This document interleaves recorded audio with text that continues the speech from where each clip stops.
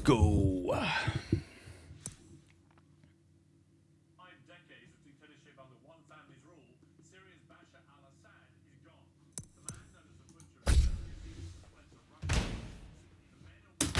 Ah, good.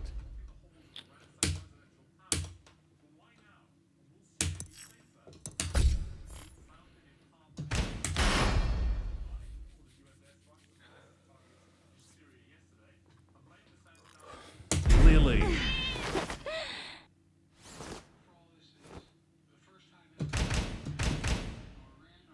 Kazuyami Shima.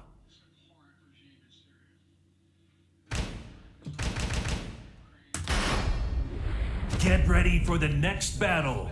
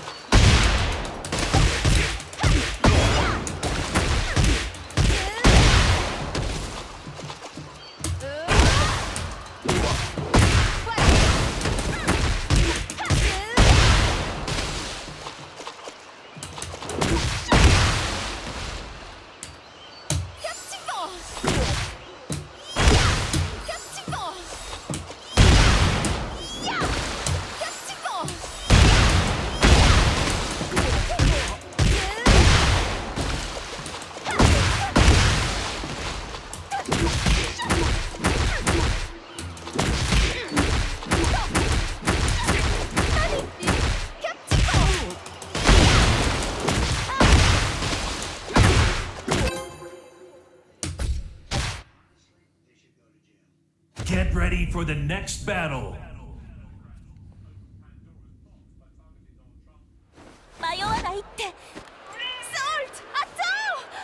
Round one. Fight.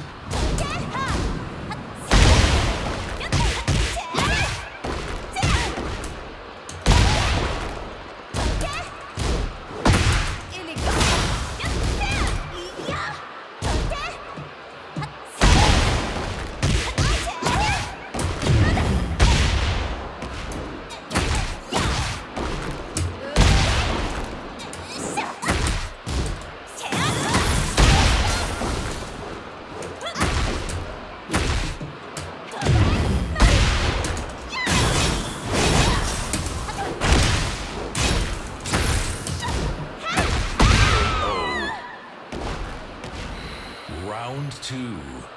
Fight.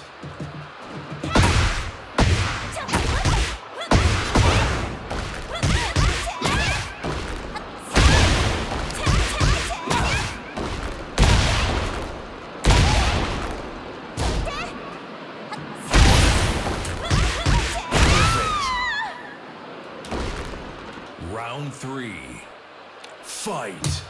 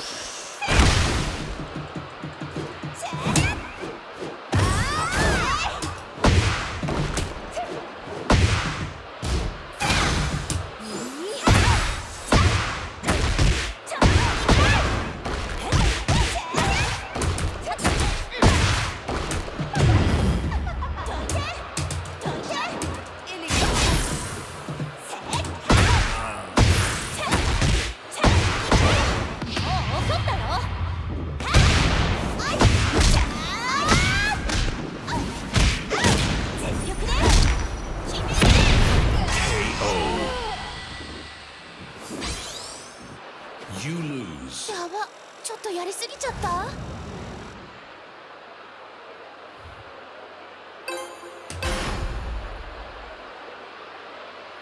迷わない。Salt! あった。 Round Attack! 1.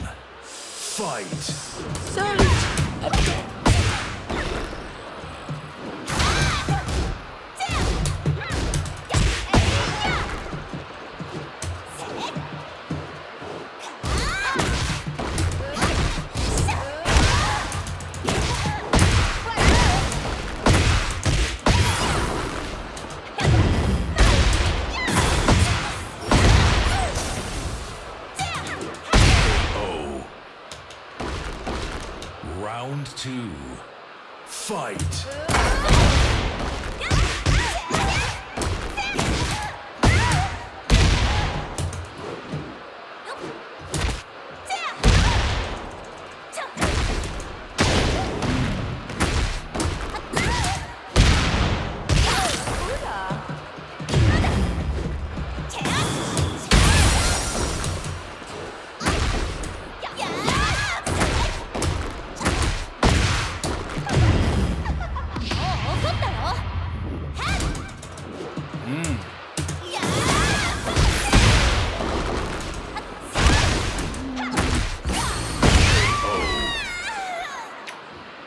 Round 3.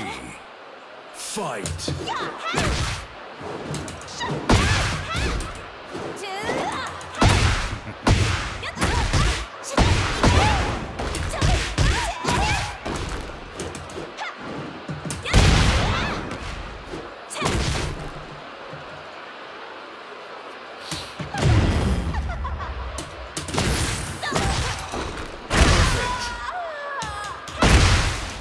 Round 4. Fight.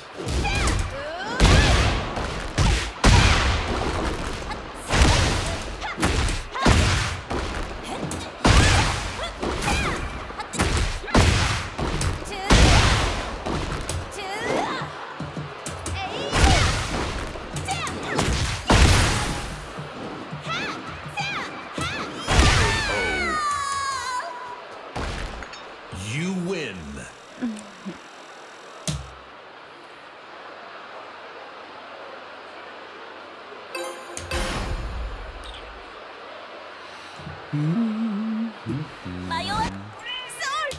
Round 1. Salt! Attends! Fight.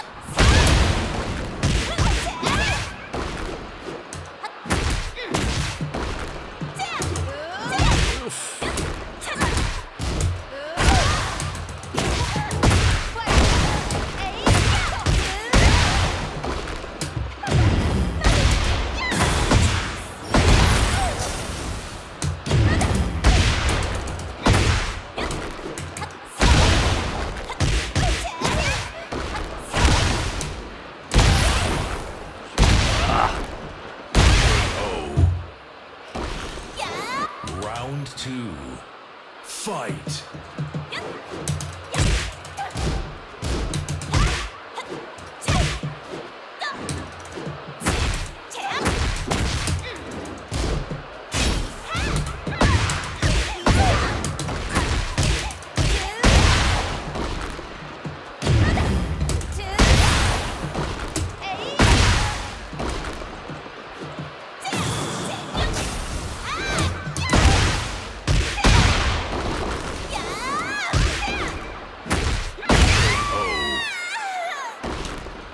Round 3.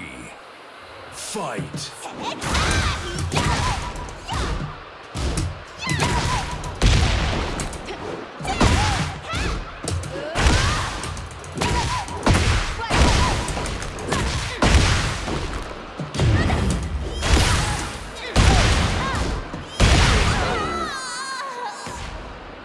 Round 4.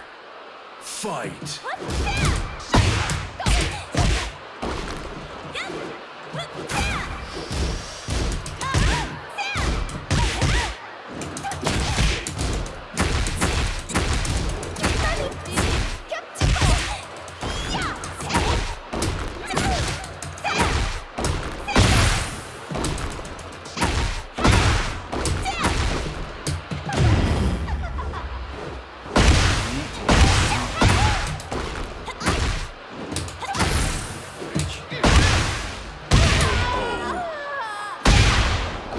Final round.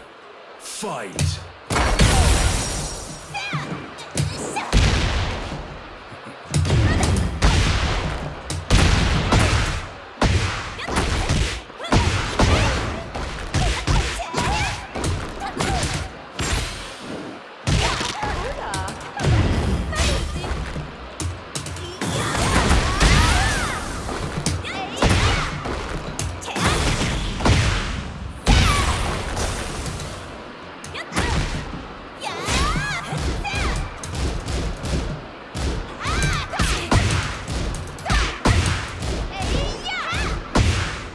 Ah, good.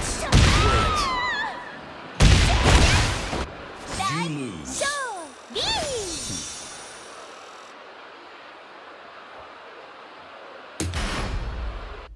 Get ready for the next battle.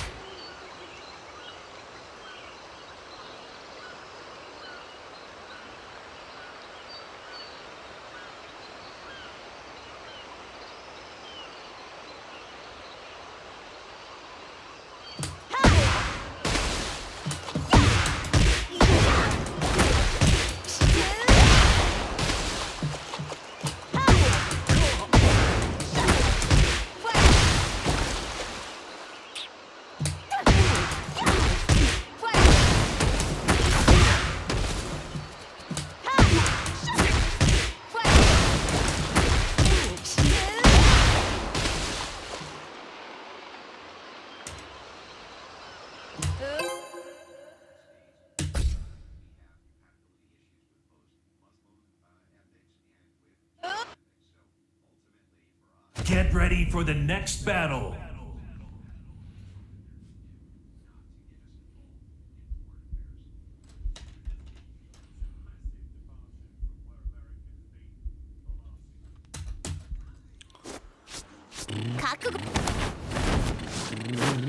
Et qui es-tu au juste? Round one. Fight.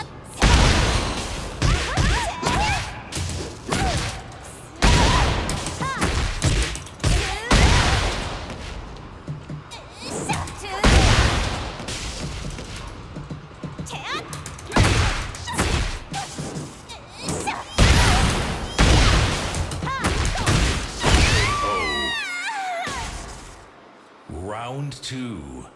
Fight.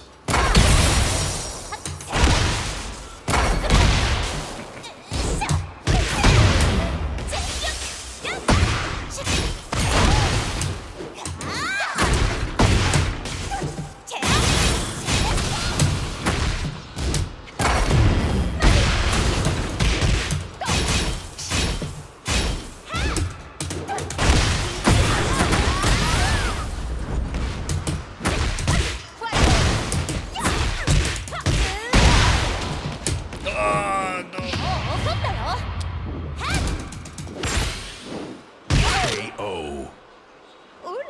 Oula. Round three. Fight.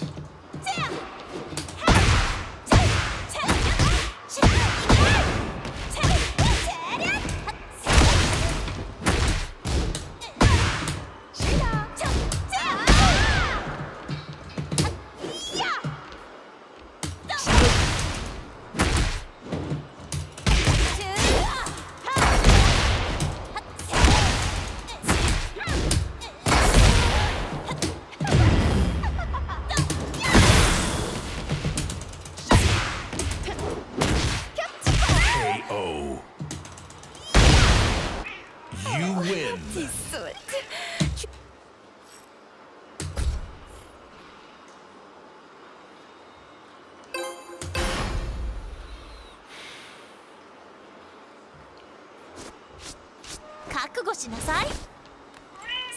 Round one. Fight.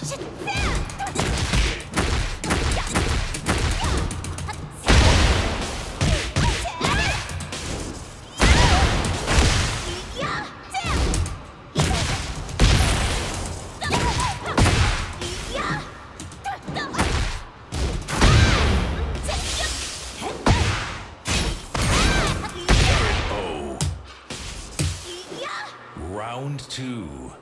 Fight.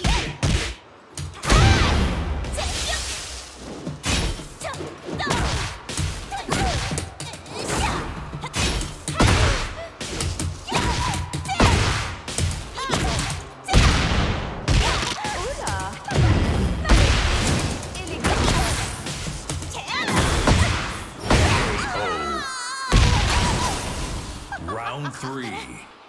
Fight.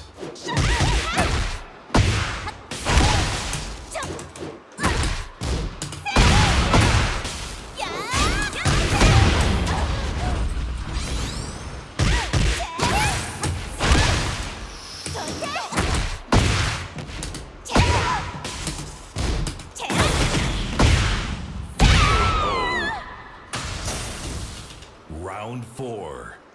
Fight. suis là.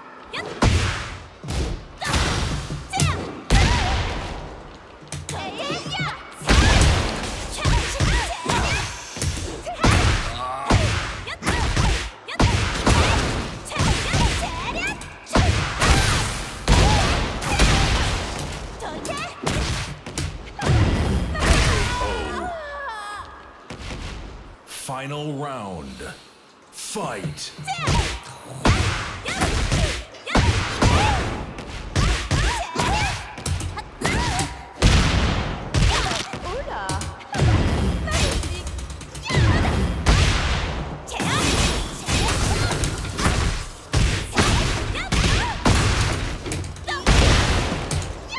Aïe!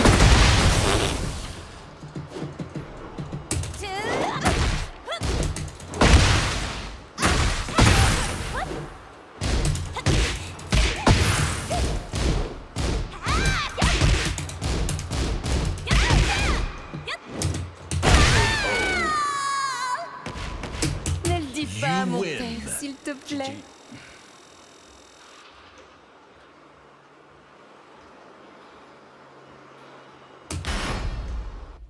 Get ready for the next battle. I'll have a scotch on the rocks. I'll have a Samuel Adams. I'll have a Samuel Jackson. You know something? I'll have a Samuel Jackson too. Me 3. 3 Samuel Jacksons coming right up. Good mother choice. Samuel Jackson, named painstakingly by me, Samuel L. Jackson. It'll get you drunk. You'll be fat girls in no time. You might even fight a too.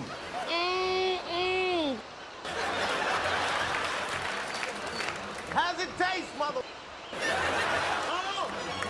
Can you stop yelling at me, please? No, I can't stop yelling, because that's how I talk. You ain't never seen my movies? Juice, that was a good one. Deep Blue Sea, they ate me. A dog ate me. Chappelle Show. Chappelle Show. Chappelle Show. Get ready for the I'll have a next scotch on the battle. rocks. I'll have a Samuel No, Adams. why?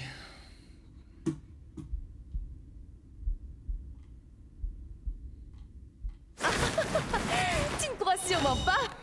Salt, attends. Bon, commençons. Round 1. Fight.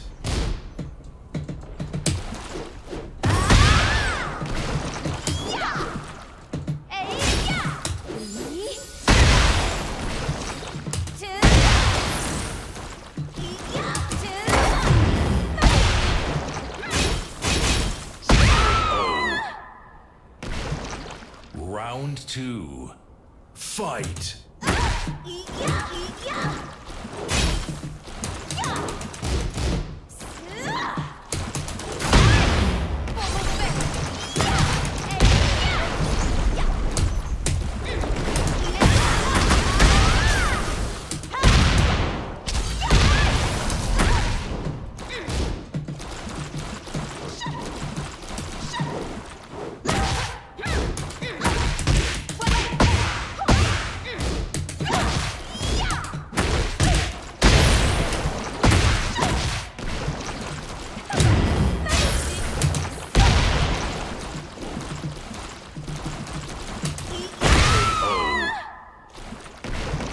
Round 3.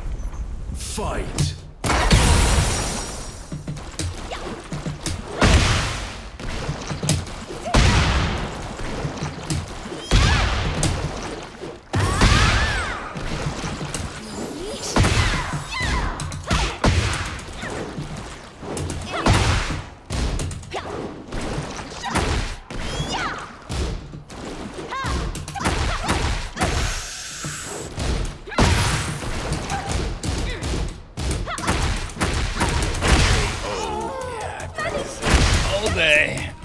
will. Tu es là pour fêter ma victoire, hein?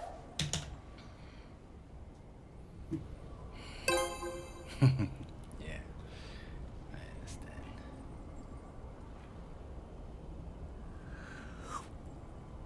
Why is this panda acting like a human? Meet Meng Meng, a panda who sleeps on his back and makes his bed every morning. He even has a morning routine of washing his face with towels, and when the sun is shining, he knows to take them out to dry. While other pandas break bamboo sticks with no problem, Meng Meng makes a funny face, as if it's really hard work. But why does Meng Meng do all of this? It all started when Meng Meng was a child. Meng Meng didn't have a mom and was brought up by humans, so he learned many skills from his human parents, like watching them fold his blankets. But now that he's older, he does it himself. And when he sees his parents breaking bamboo, he sees that they make a funny face. So he does that as well, even though he really doesn't have to. The funniest part is that sometimes he'll forget to make the face. But then, when he's already broken the bamboo, he'll remember and add it afterwards. Why is this panda acting like a human?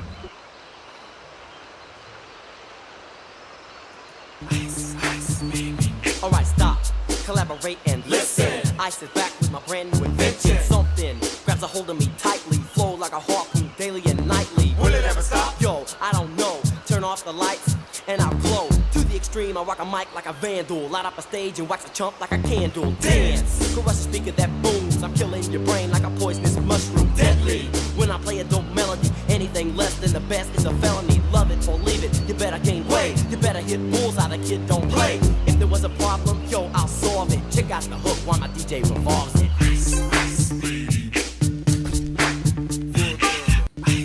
Get ready for the next battle. Salt, attends! Attends, Salt! Round one. Fight.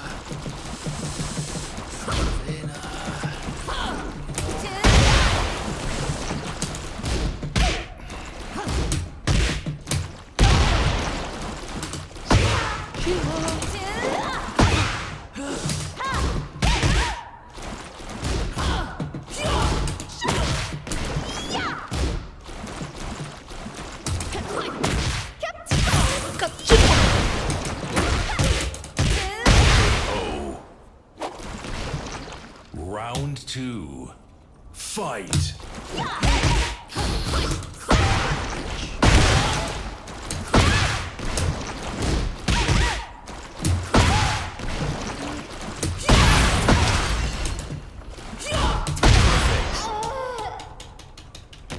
Round three.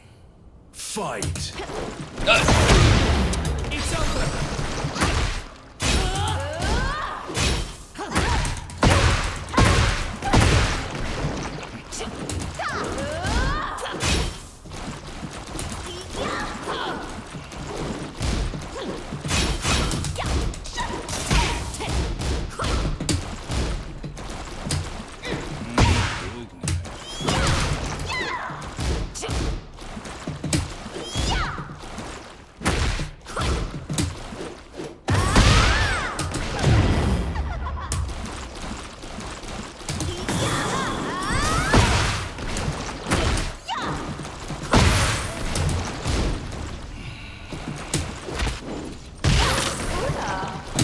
I got this.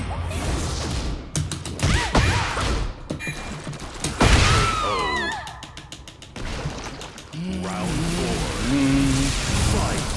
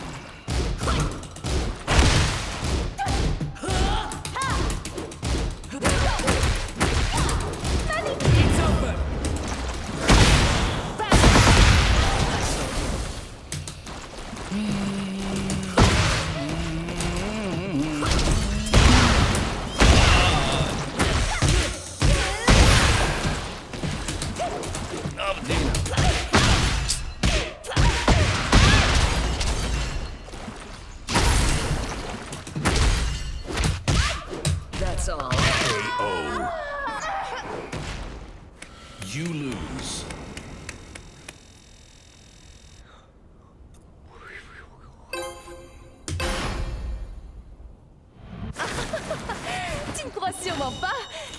Round one. Fight.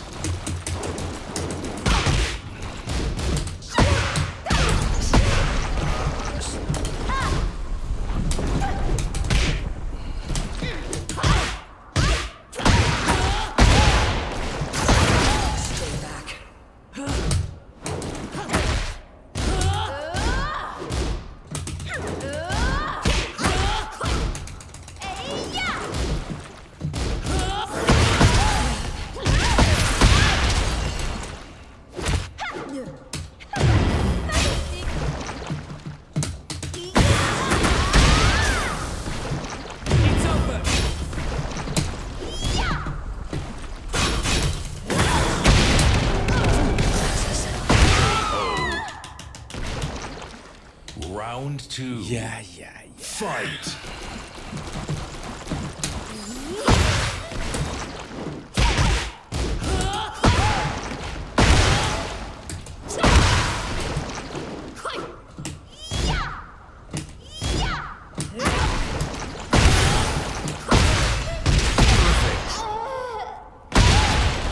Round three.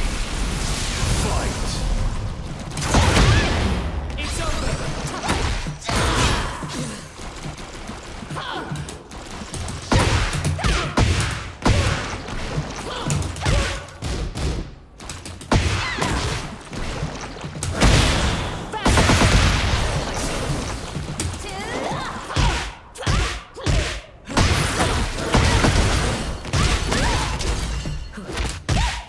That's all. KO. You lose.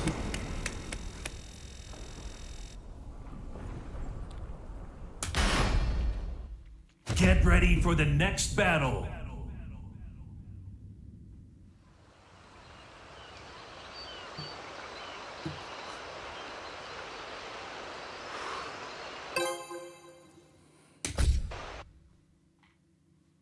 Get ready for the next battle.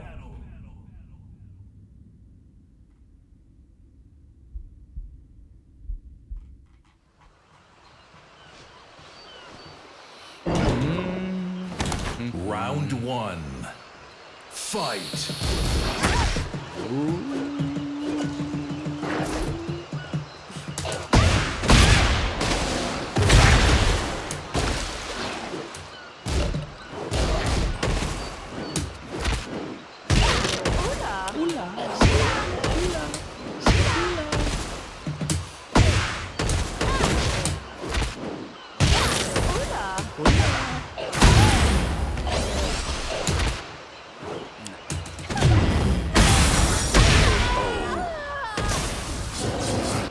You got to two. show some more techniques, man. Fight. This is just cheap shit, man.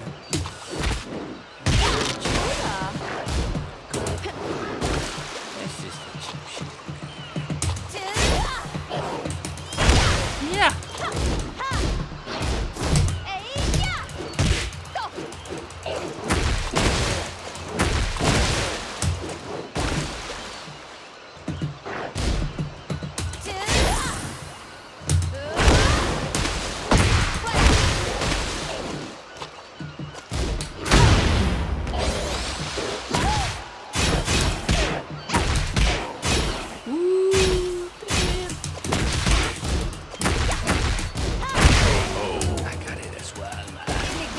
Round three. Fight.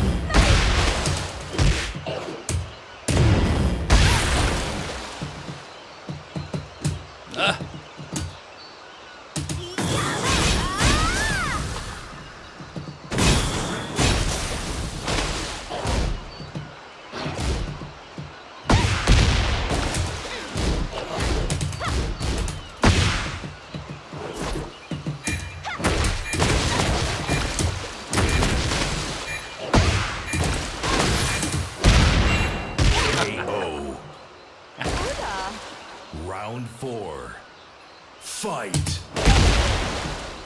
Sheila.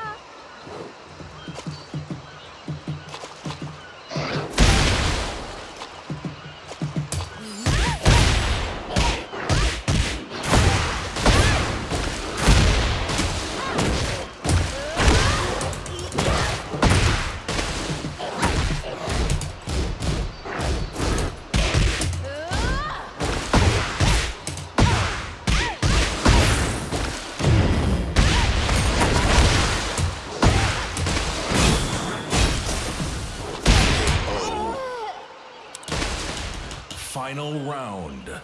Fight. Oh,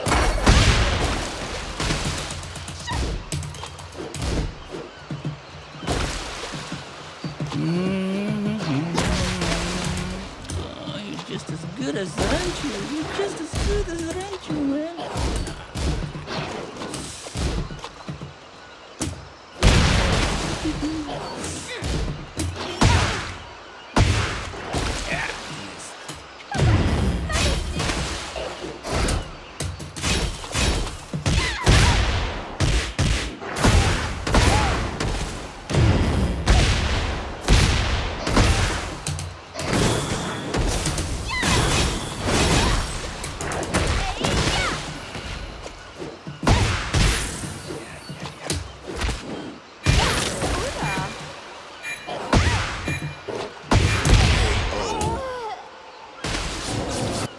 You lose.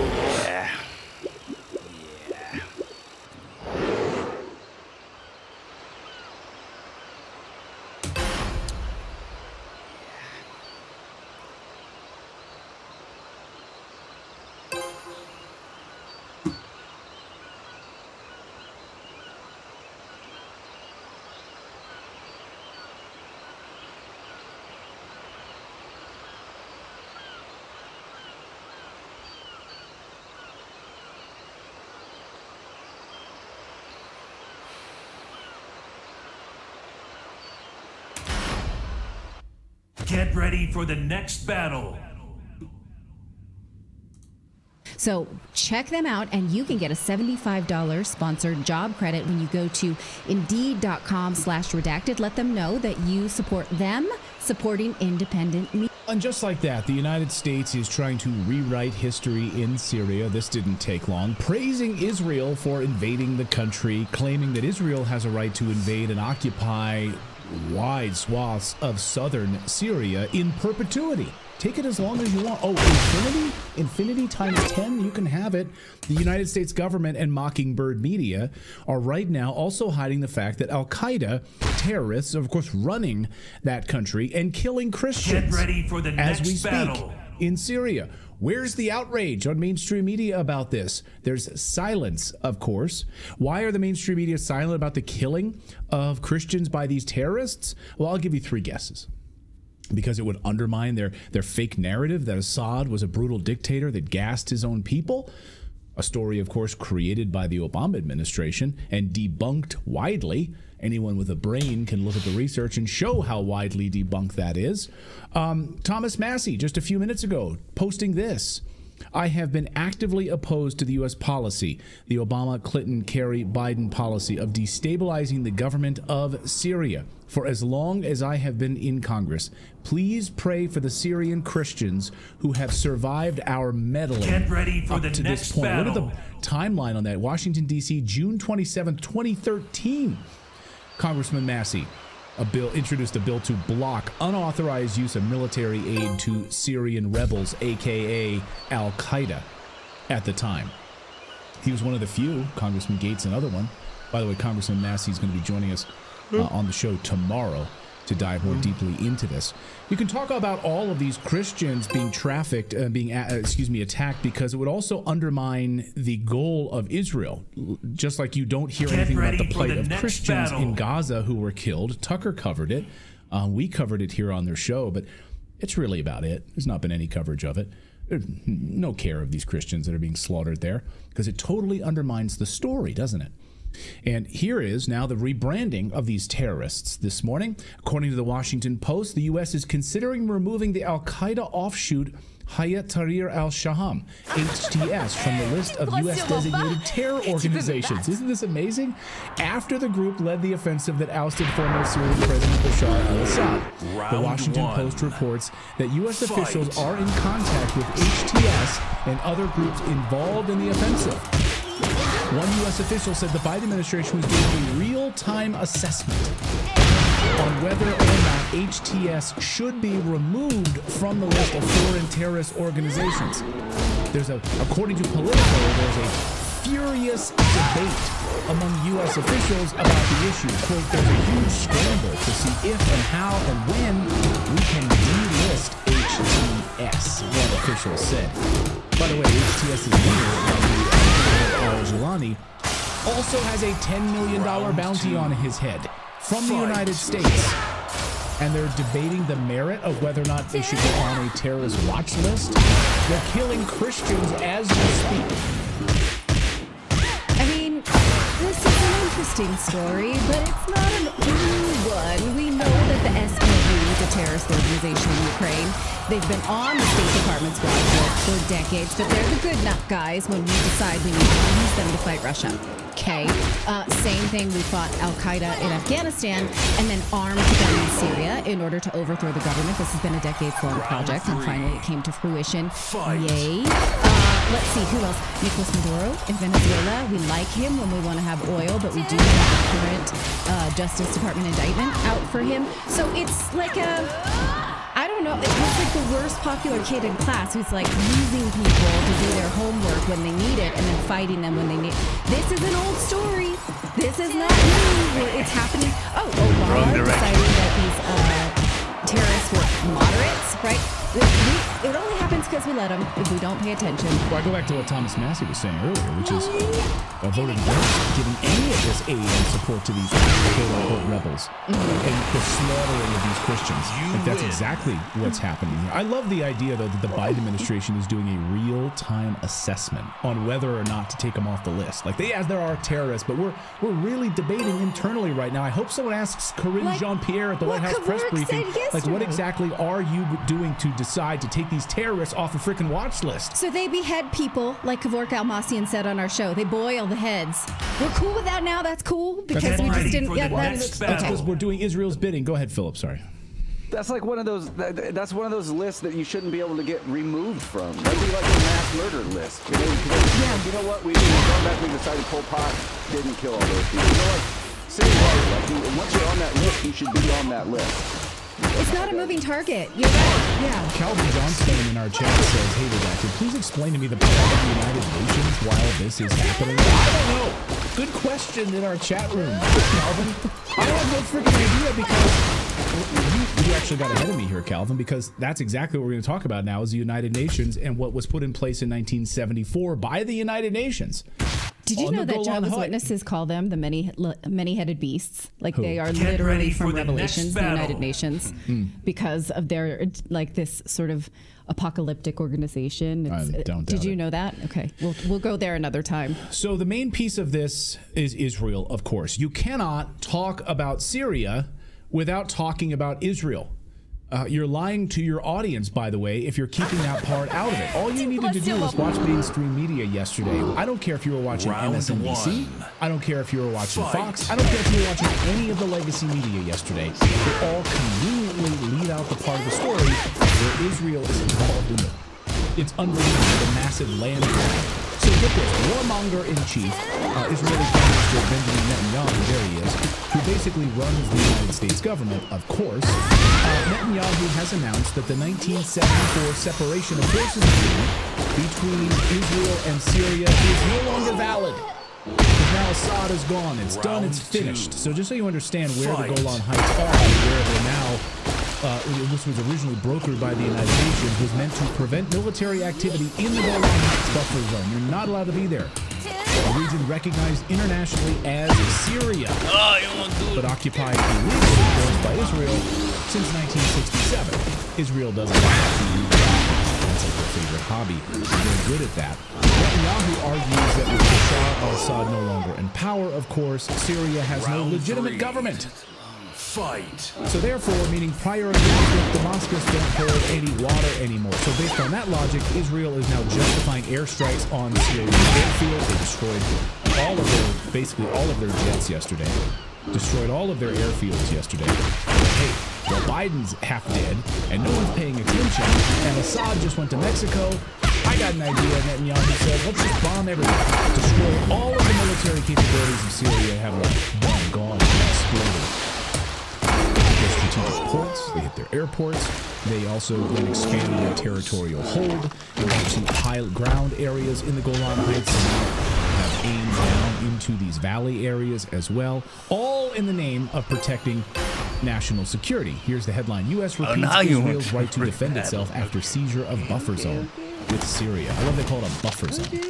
No, that's the Golan Heights, which is Syria, but it's a buffer zone. Right, so when Netanyahu was asked yesterday how long you plan to occupy illegally the Golan Heights in Syria, he basically said indefinitely. I think is that the word he used, or he forever? Used for eternity. Oh, for eternity. Okay, so there's no ambiguity there. We will occupy Syria for eternity, is what he said. Yeah. So telling me there's a chance. Forever. If you're a fan of Sandlot, the United States has already shown support behind this move, calling Israel's action a necessary step to ensure stability in this volatile region. We need to support Israel on the takeover of this land. It's clear. It's a clear show of alignment, of course, between Washington and Israel. The U.S. State Department said on Monday that Israel was acting in self-defense when its military invaded Syrian territory beyond the demilitarized buffer zone and then beyond that area that was agreed upon in the United Nations, following the removal of Assad and by the government and by Syrian rebels. So now the State Department. This is amazing. Okay, so you know the ICC, right? The International Criminal Court has labeled Netanyahu a war criminal. War crimes tribunal, right? And then, of course, the U.S. State Department, Matt Miller was like, before, no, we don't agree with that at all. He's a great guy. You guys might consider him a war criminal at the ICC, but we don't. We love the guy. But now, there's questions about whether Assad should be brought up by the ICC. And would the U.S. State Department support that? Would Syrian people want Assad brought up by the ICC? And I love this hypocrisy at the State Department. Watch these reporters who have just had enough of the double talk and the lies by the United States State Department. Watch.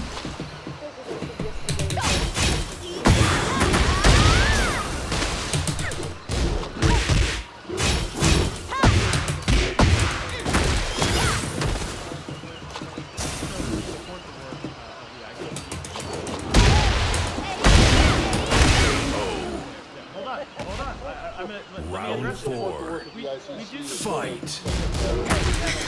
They're laughing at him? Yeah. Oh, fuck.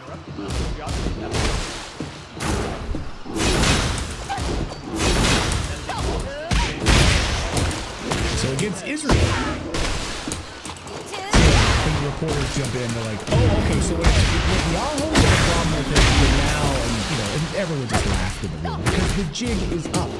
These guys are absolute criminals in the State Department. But good for that press corps for not falling for that. They cannot sit there while he says such nonsense. No, reporters at the State Department. They're paying attention. These reporters at the State Department are probably some of the better reporters that are actually asking tough questions. They're sick and tired of the lies and the hypocrisy of the Biden administration when it comes to all of these wars. Round 1. Here was watch Matt Miller be attacked specifically around the idea of genocide. The United States has been openly supporting the land grab in Syria, the genocide in Gaza. That's exactly what the United States has been doing. Watch. Meanwhile, this administration has financed a genocide in Gaza for the last year, and every day you're up there denying accountability for it. So, I mean, what gives you the right to lecture other countries on their war? If you have a policy question for me, I'm happy to take it. If you want to. That's it. That is a policy question. Yeah, but people are sick of the bullshit. I mean, it is a genocide. I mean, you are abetting war, and you are risking nuclear war in Ukraine for this. Give a speech. Go ahead. Meanwhile, the Biden administration in Israel. Round 2. This is making a speech. It sounded like he was asking a question, which is kind of like a reporter's job. But Yeah, why are you supporting this?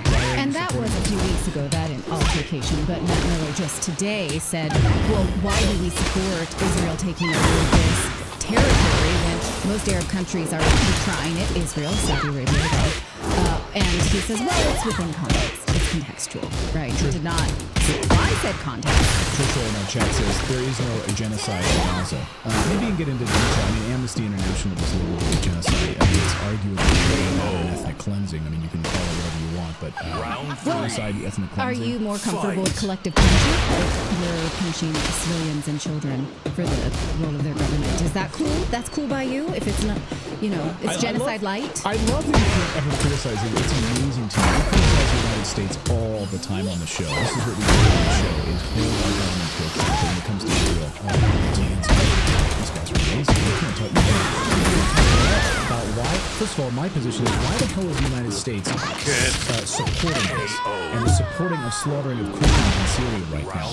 And Jews. Israel. The Jews will also. And Jews as well. Yeah. Right. But you can't talk about that at all because, it's just unbelievable to me. You think Jews will be safe in Syria?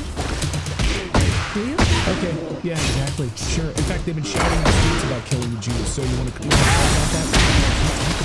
You can't talk about that. Undermines their narrative right now, so just go along like sheep if you want to, but not on this show. So if you want sheep, turn on CNN, turn on any of the other Mockingbird media that's literally going to hide this big part of the story. Ignore it.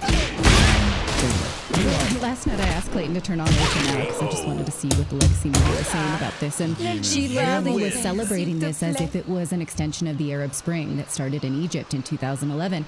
And I just was waiting. I was clicking my nails on, and I said, "Do you think they're going to mention the fact that Al Qaeda's in charge there? Do you think they'll mention?" No. It was a full-on celebration of this new regime. No talking about Christians being killed. And I threw a pillow and went to bed. The videos are awful. If you want to watch the videos of Christians being rounded up right now, you can certainly see that, but there's no mention of it on MSNBC last night. Yeah, this is a real moment of democracy in Syria, according to Rachel Maddow.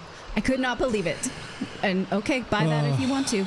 All right. Anyway, meanwhile, the Biden administration and Israel are trying to rebrand these terrorists now, which is amazing to me. So the U.S. is considering removing this, and as I mentioned before, now in contact with HTS and other groups.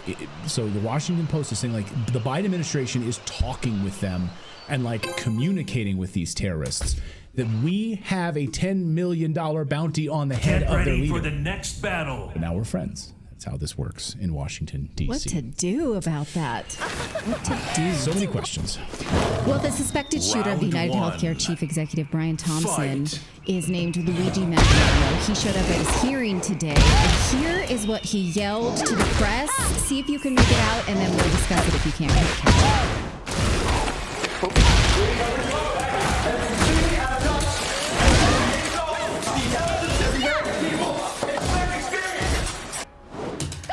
Okay, so what he says is this is extremely unjust and an insult to the American people and their experience.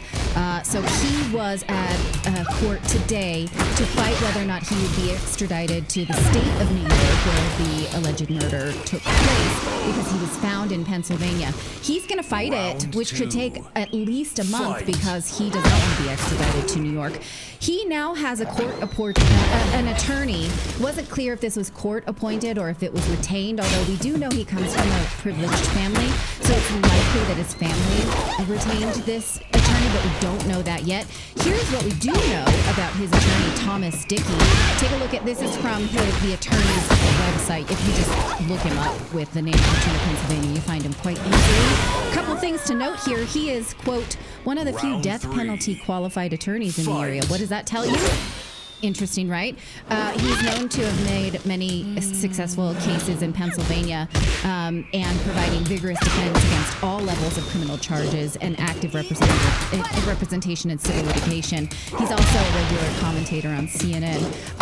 When he was in court for this hearing, Mangione continued to yell a bunch of stuff, and his attorney came in and he said, "You need to pipe down. You keep your mouth shut, because this is how we play this now." Now, Mangione yesterday was found reportedly eating at McDonald's. They say he was eating hash browns, and because he is somewhat of a vigilante hero to some, that McDonald's McDonald's is now being hit with a slew of bad reviews saying, don't stop here. If you're an American hero, they'll sell you out. They also have many puns in reviews now about rats in the kitchen, you know what I mean?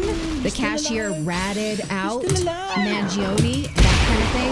And Google has been removing those because this Google spokesperson said these violate our policies and they're removing them. Now, this story is full of oddities. It's like a bad, one user said online, a bad Scooby-Doo episode where you just have not an experienced criminal, right? Like you rip the, because, okay, let's go through some of the holes that we have. He's an Ivy League graduate with a high IQ and left this trail of clues like Hansel and Gretel. There's some odd connection between his family connections and DHS Secretary Alejandro Mayorkas by only 1 degree of separation according to his Facebook profile. Is that something? Or is it nothing? Will those connections actually get him a better defense? We don't know, right? He left the scene of the crime on a traceable e-bike. It was found at McDonald's with a fake ID, reportedly carrying, I don't know if it's the murder weapon or a murder weapon, having written a whole anti-capitalist manifesto against the American healthcare system. And he's model handsome, of course, so that's prompting this sort of unhealthy online fandom, such as this, I can fix him, you know what I mean, ladies? Like, yeah, he's a bad dude, but he's worth it. Round one. He's only a murderer. Fight. I can fix it. It's not He's like an alleged murderer at alleged this point. murder. Okay, but it's not like alleged murder. It's not like he's leaving his dishes in the sink. You know, Or like, crackers and crumb crackers in the bed. yeah, like that's not the offense here. Right. Yeah. His clothes on the floor. The Daily Mail reports that he had a bad back injury that prevented him from having sex. That's a strange thing to say that his roommate said. Okay, if his back injury is so bad, how does he lift weights in order to look like this and hike around what's presumably a Hawaii? I think that if you can lift weights to this extent and hike, you probably can find a way to have a little sex if you're motivated enough. So that doesn't. Right? Am I right? Beef kick Clayton? You want to read on that? Clayton finds a way. So yeah, and also because he's from such a healthy family. Normally, wealthy families find a way to pay for health care.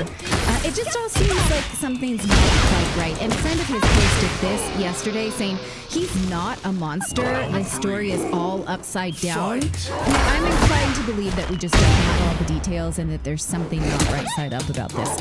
Pennsylvania Governor Josh Shapiro is warning now against celebrating the killing and idolizing him as a hero. We celebrate no death on this show, absolutely. And I think that kind of rings hollow from Josh Shapiro for saying let's not idolize death and he signed missiles to Ukraine for the killing of Russians. So that kind of pound sand. So let me know what you think. Again, there's just it continues to sound like just that's not quite right. Was it just someone who was doing this badly? Why would he do it? Why this guy with high connected? Go ahead. Also, his eye. Have you noticed the close-ups in the photos and the surveillance photos of his eyebrows? Like they look different.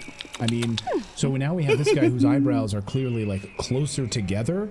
It almost reminds me of all of like the Biden photos. Get ready for the Biden's next earlobes battle. that are attached, but President Biden's earlobes aren't attached. Like, who are these people? Is this legitimately him? We don't know at this point. Right. I did see, this did make me laugh. I saw a meme yesterday that said, now we're going to find out if Italians are white based on how he's treated. Because we don't get a lot of high profile Italian perps. So here we go. I mean, we have it since, the 20s, the mobsters and things like that. By the way, are people actually, when they go to McDonald's, do they look up reviews before they decide, like on a restaurant? You know, they looking Every up time. Like they know. I only go to 5-star McDonald's. Four is the least I will go to.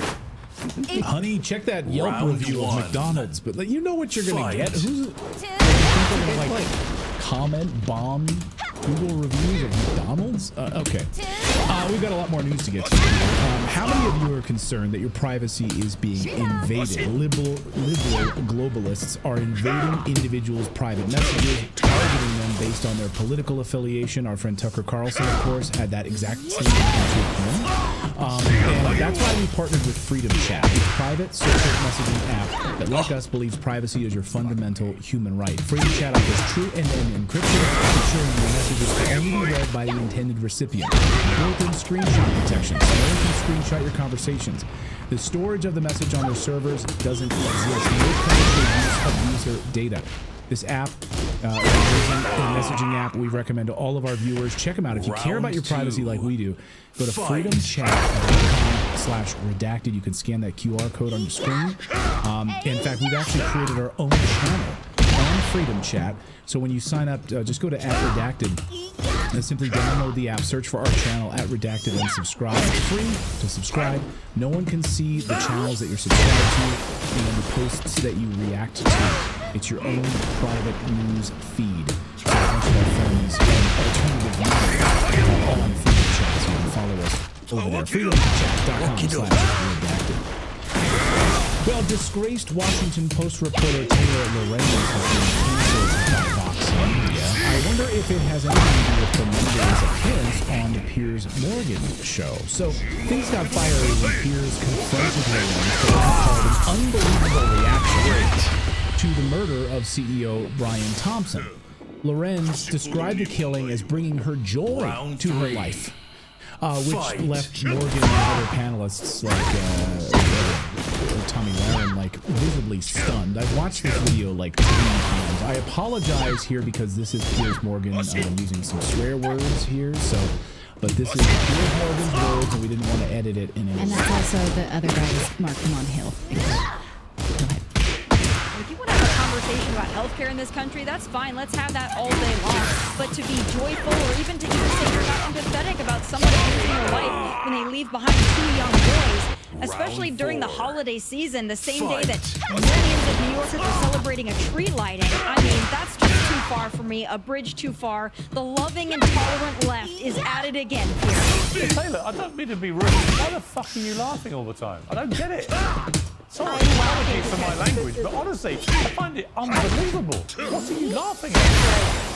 I am laughing at Tommy's insane mischaracterization of why people are angry. It has nothing to do with Occupy Wall Street.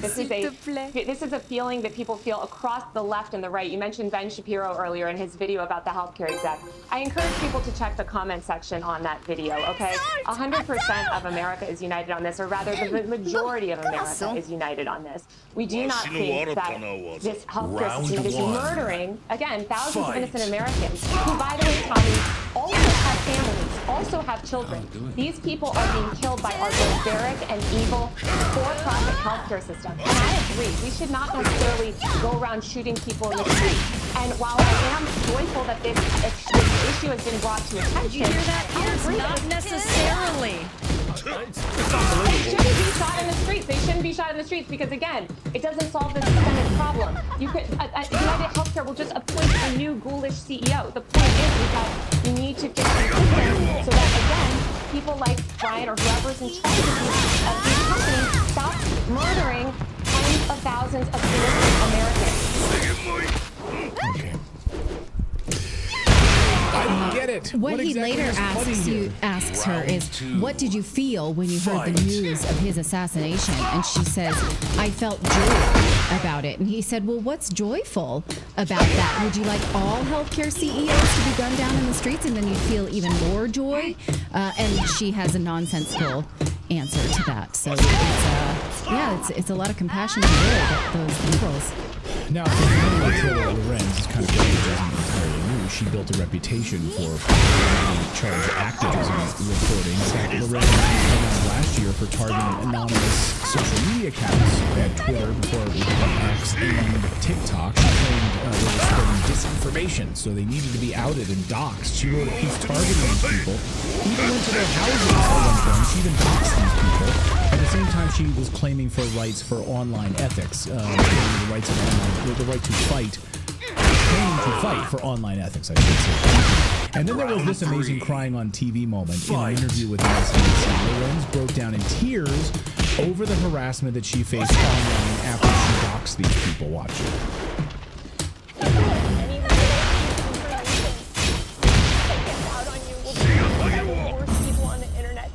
your life. And it's so isolating. It's horrifying.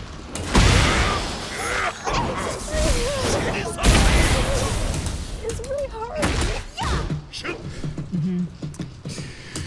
Oh, and there's the same joke.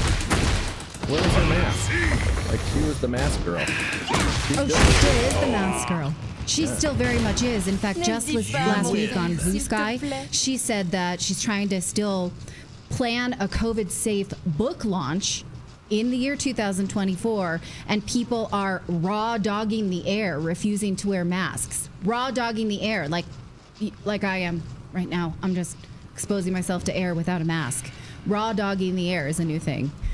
Because she says climate change and all kinds of things prove that a mask can be useful, even though we've shown you many studies showing that a mask can be harmful. So, okay.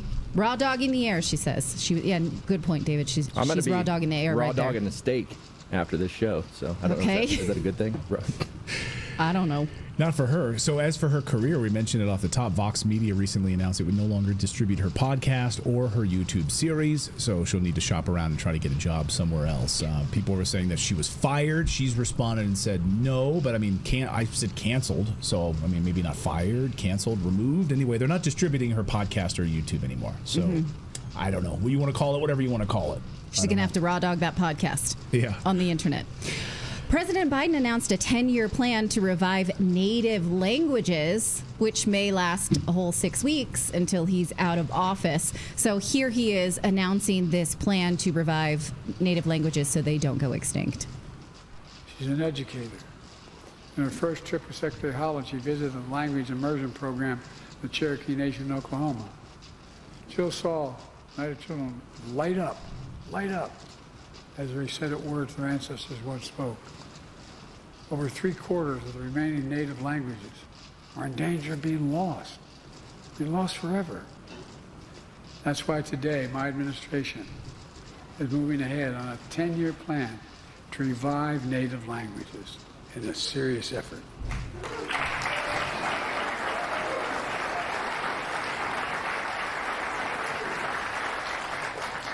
It's a vision that works with tribes and support teachers, schools, communities, organizations in order to save native language from disappearing. This matters. It's part of our heritage. It's part of who we are as a nation. It's how we got to be who we are. Okay, I'm with you. It matters. My grandfather was fluent in Hawaiian. But you have to wonder if this is worth $16.7 billion. This was something he announced on Monday at the Tribal Nations Summit. And the plan, which I linked you to the original in the newsletter this morning, if you're subscribed to our daily newsletter, it's free, redacted.inc.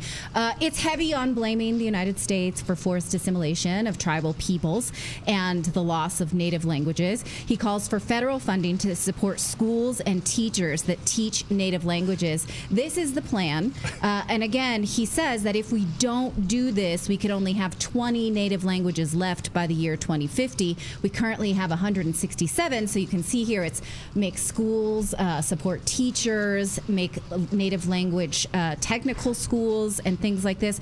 I just wonder, again, will this create any kind of commercial confusion if you have a full school, let's say, that is trained in Hawaiian, and then they have manuals in Hawaiian, and then they go out and work in the workforce, and who can they work with then, given that we do? Or is there a way to keep this as some sort of separate I'm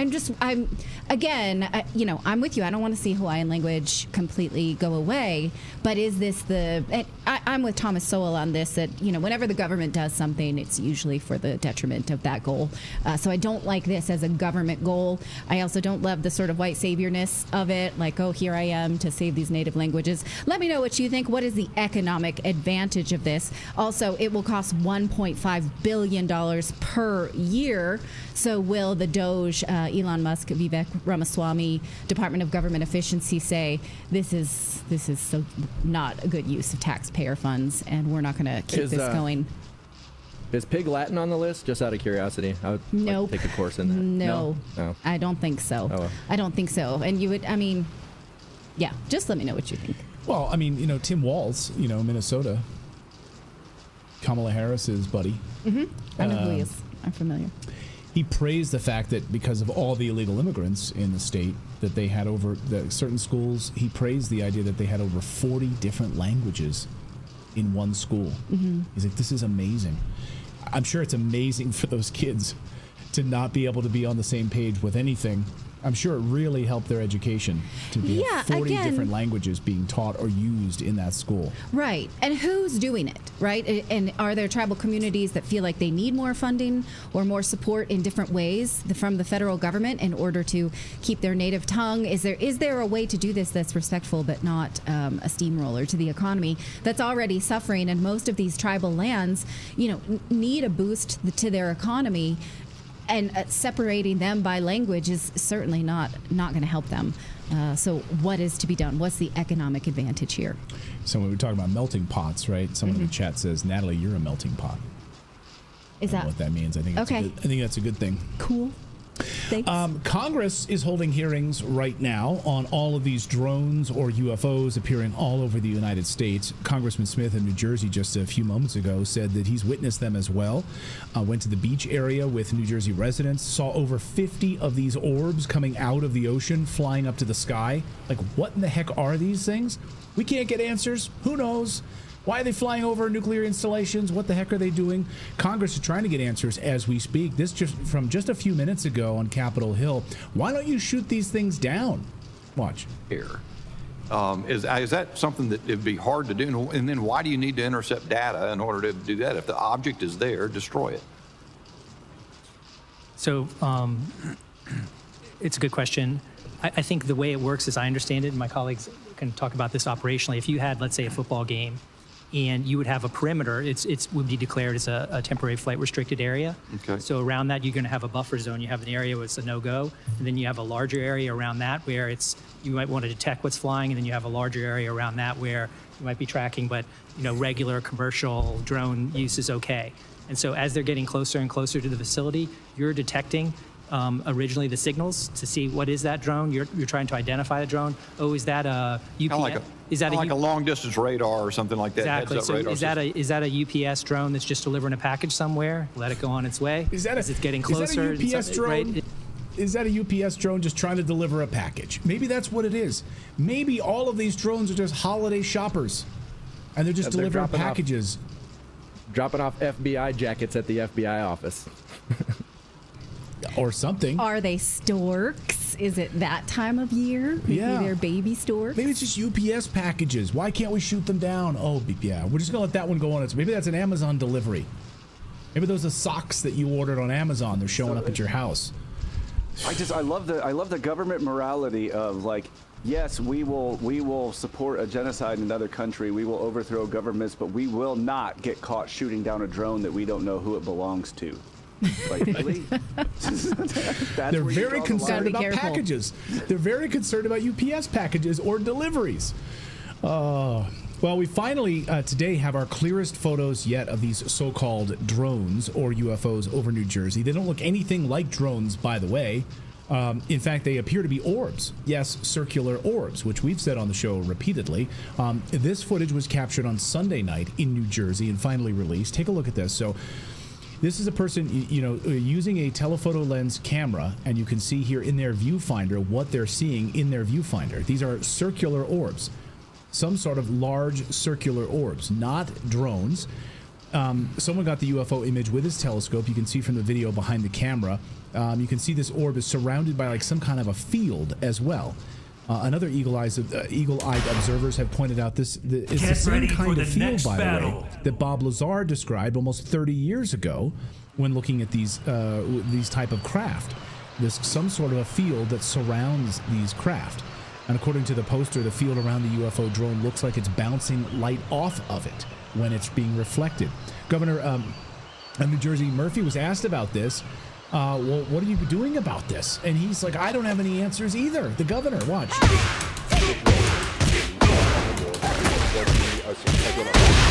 Mayor sent a letter to you this morning asking for a clarification. What can you tell us? What is going on, and why is it taking so long to come up with an explanation? Yeah, it's a good, I don't blame people for being frustrated. Let me say, most importantly, right up front, we see no evidence, and I say we, this includes Homeland Security, FBI, Secret Service, our state police, authorities at all levels of government. The most important point to say is we don't see any concern for public safety. That's number one. Number two, having said that, it's really frustrating that we don't have more answers as to where they're coming from and why they're doing what they're doing. We had So you're the governor of the state. You're the governor of the state. 49 sightings last night. And you can't... 49 sightings over the state of New Jersey. You don't have answers from your government. You're the governor of a state. One of the most densely populated state in the United States, by the way. More people live closer in New Jersey, close to each other than any state in the country. So there's all these eyewitness accounts of this over military bases. And we don't know. We can't get answers. No one will give you, the governor, answers on this. Fight. So now we also have eyewitness photos, crystal clear photos of these orbs also now being published. Do those look like drones to you? Yeah, they look like some sort of embryo or some sort of massive, I don't know, circular orb with some sort of field around them, hovering. And this is what we're seeing. So, again, also other eyewitnesses seeing these sort of like wheel within a wheel. Something like right out of the Bible. Look at this. This is over New Jersey. Does that look like some sort of any kind of a drone that you've ever seen before?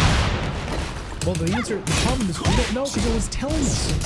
And even in front of Congress they're not. So that even looks like biblical drawings of a wheel within a wheel, like Ezekiel, right? I mean, you have drawings like this going back thousands of years, by the way.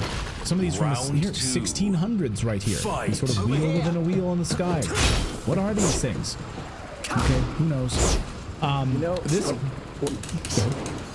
When I saw that video, the first one of the way that thing was moving, when my brother and I went camping in Oregon, we sat for like an hour and watched this star move like that. And we didn't have telephoto, but I've still got the video, but I'm going to go back and look at it because it moved just like that. And it was, the other stars were stationary, but that one was moving and for like an hour over us. And it looked just like that. And some of these also doing 90-degree turns in midair.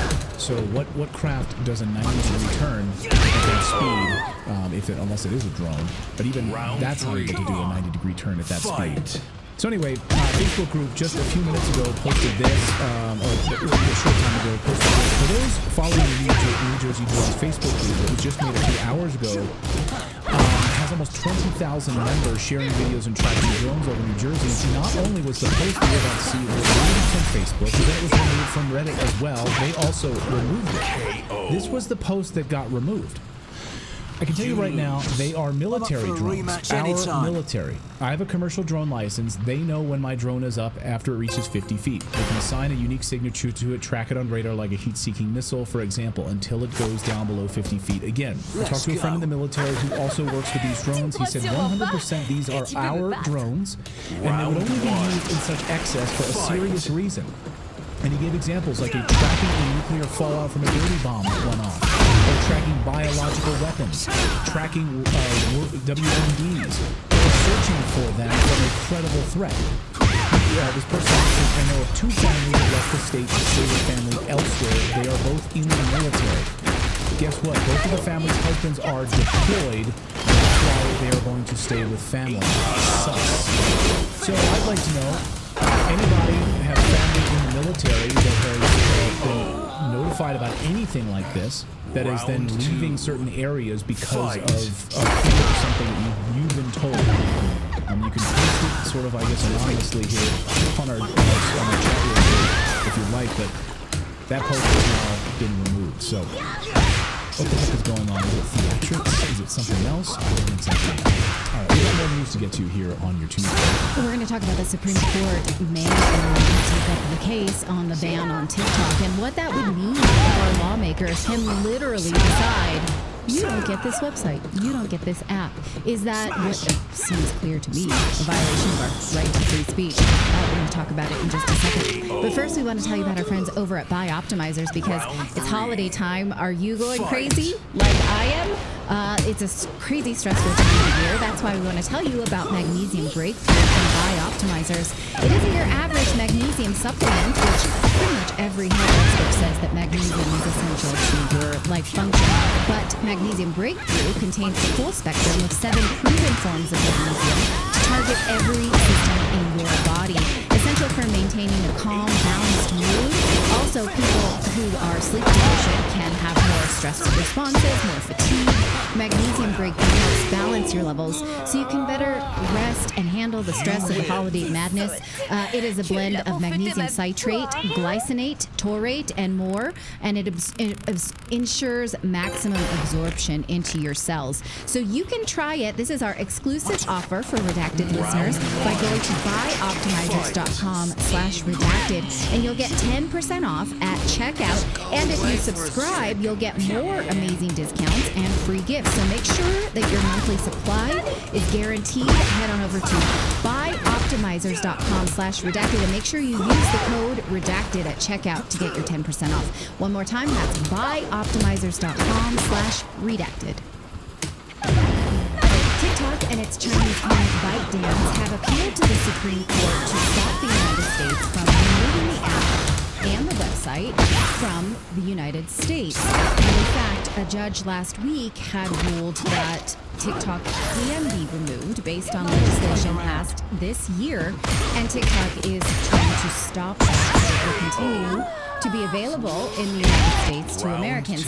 They say that the law is a violation of free speech and the Constitution, whereas U.S. lawmakers say it is a security threat for Americans, so who's right and who's wrong.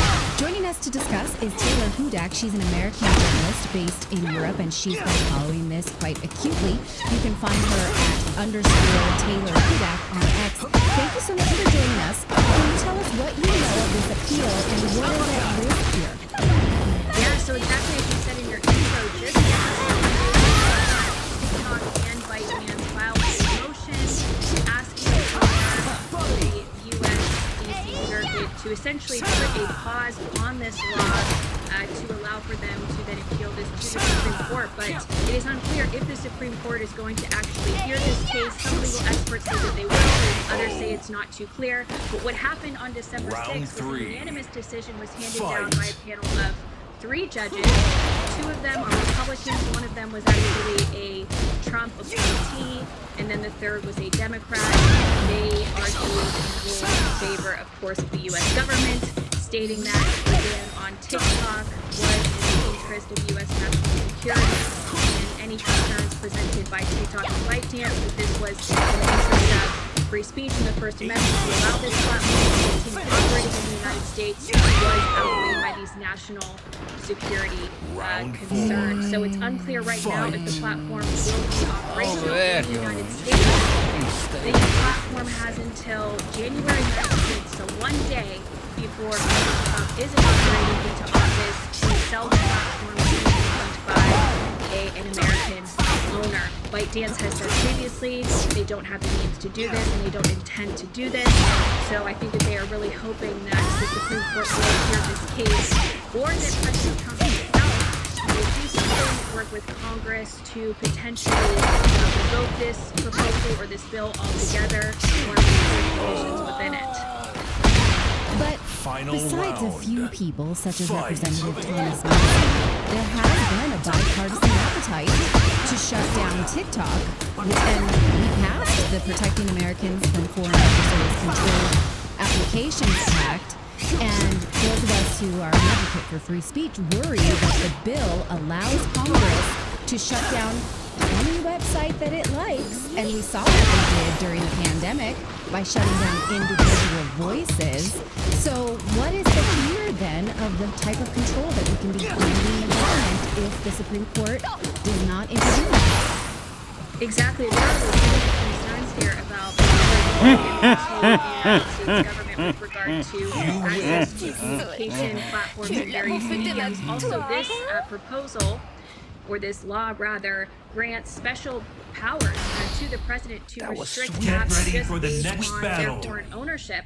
And this bill, that is the Protecting Americans from Foreign Adversary Controlled Applications Act, was initially brought before Congress just March of this year. So it was passed through the legislative process very quickly.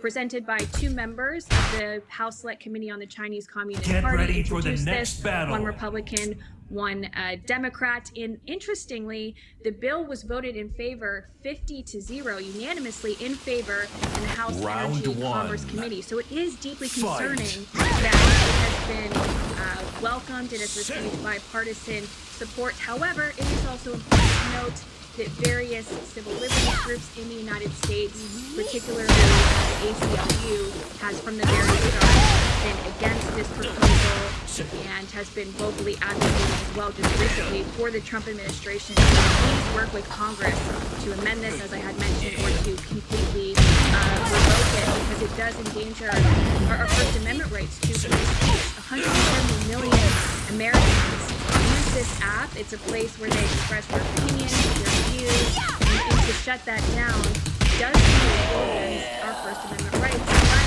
again, the courts are arguing that there is this national security risk, and I understand at this time that the national security concerns are under seal. I suspect that they probably will remain under seal, so it's not really clear as to what those concerns are. There has been mention about how dangerous it is for the Chinese government and the Chinese Communist Party to have access to Americans' data.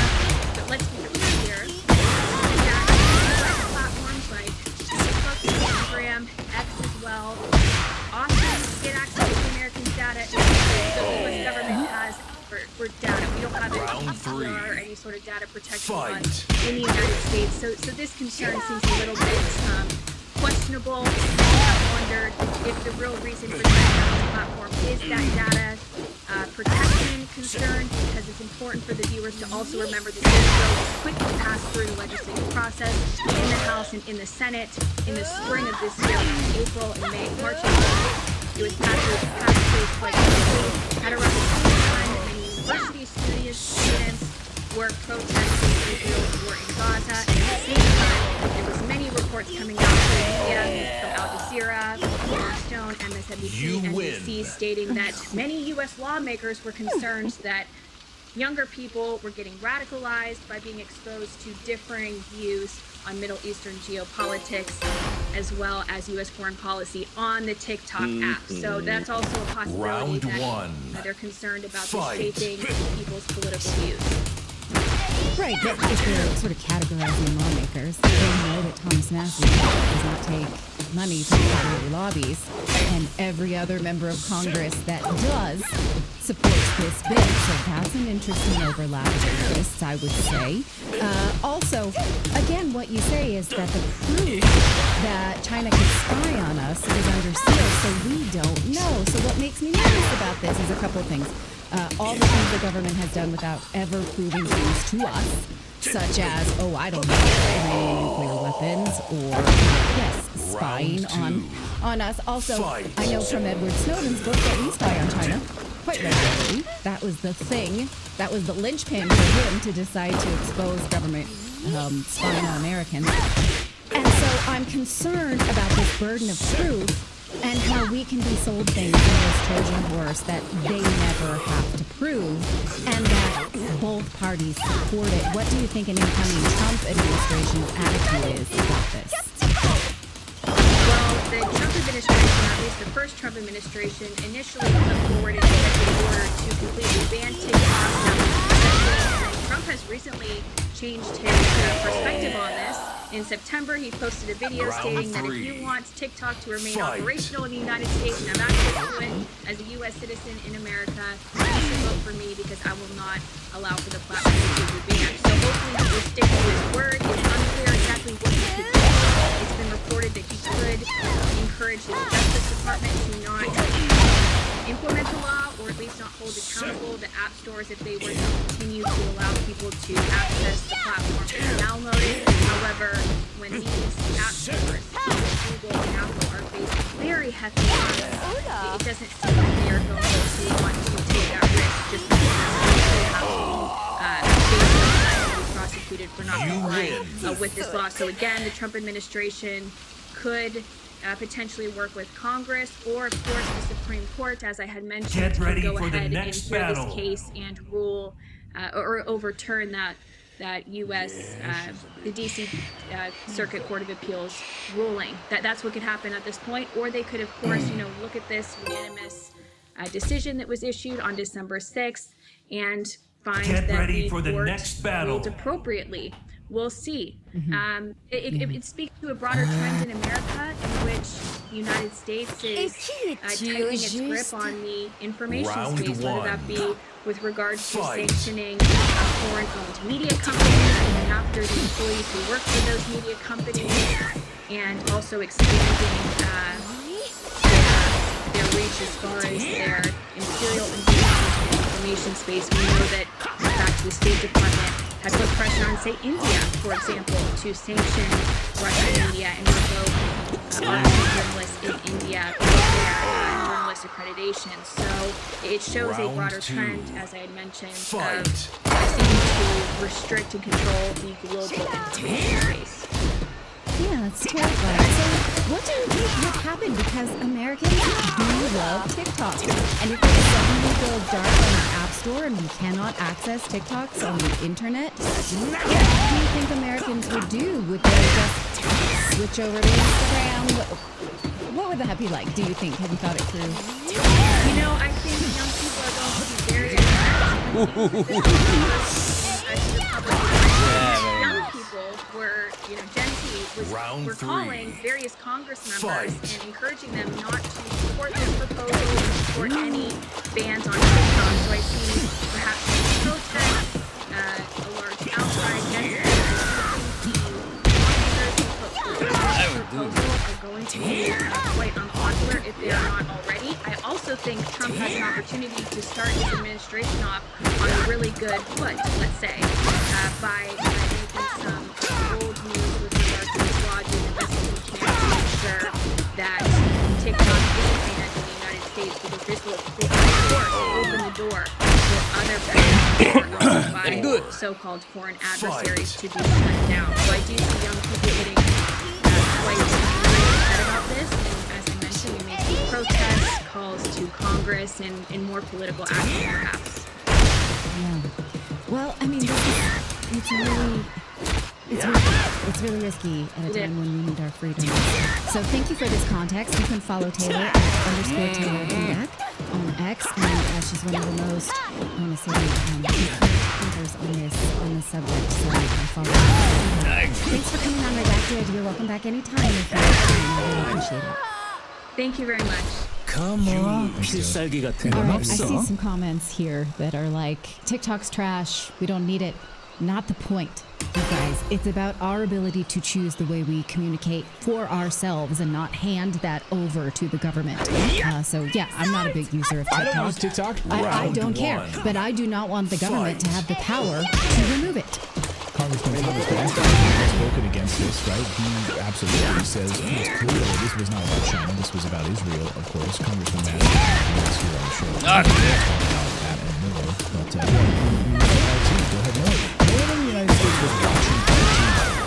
Like the data, according to Lee Smith, investigative journalist, is like 0.01% of like all cable news viewership that was watching RT in the United States, Russia today. So washed by Russia. No one was watching. Round two.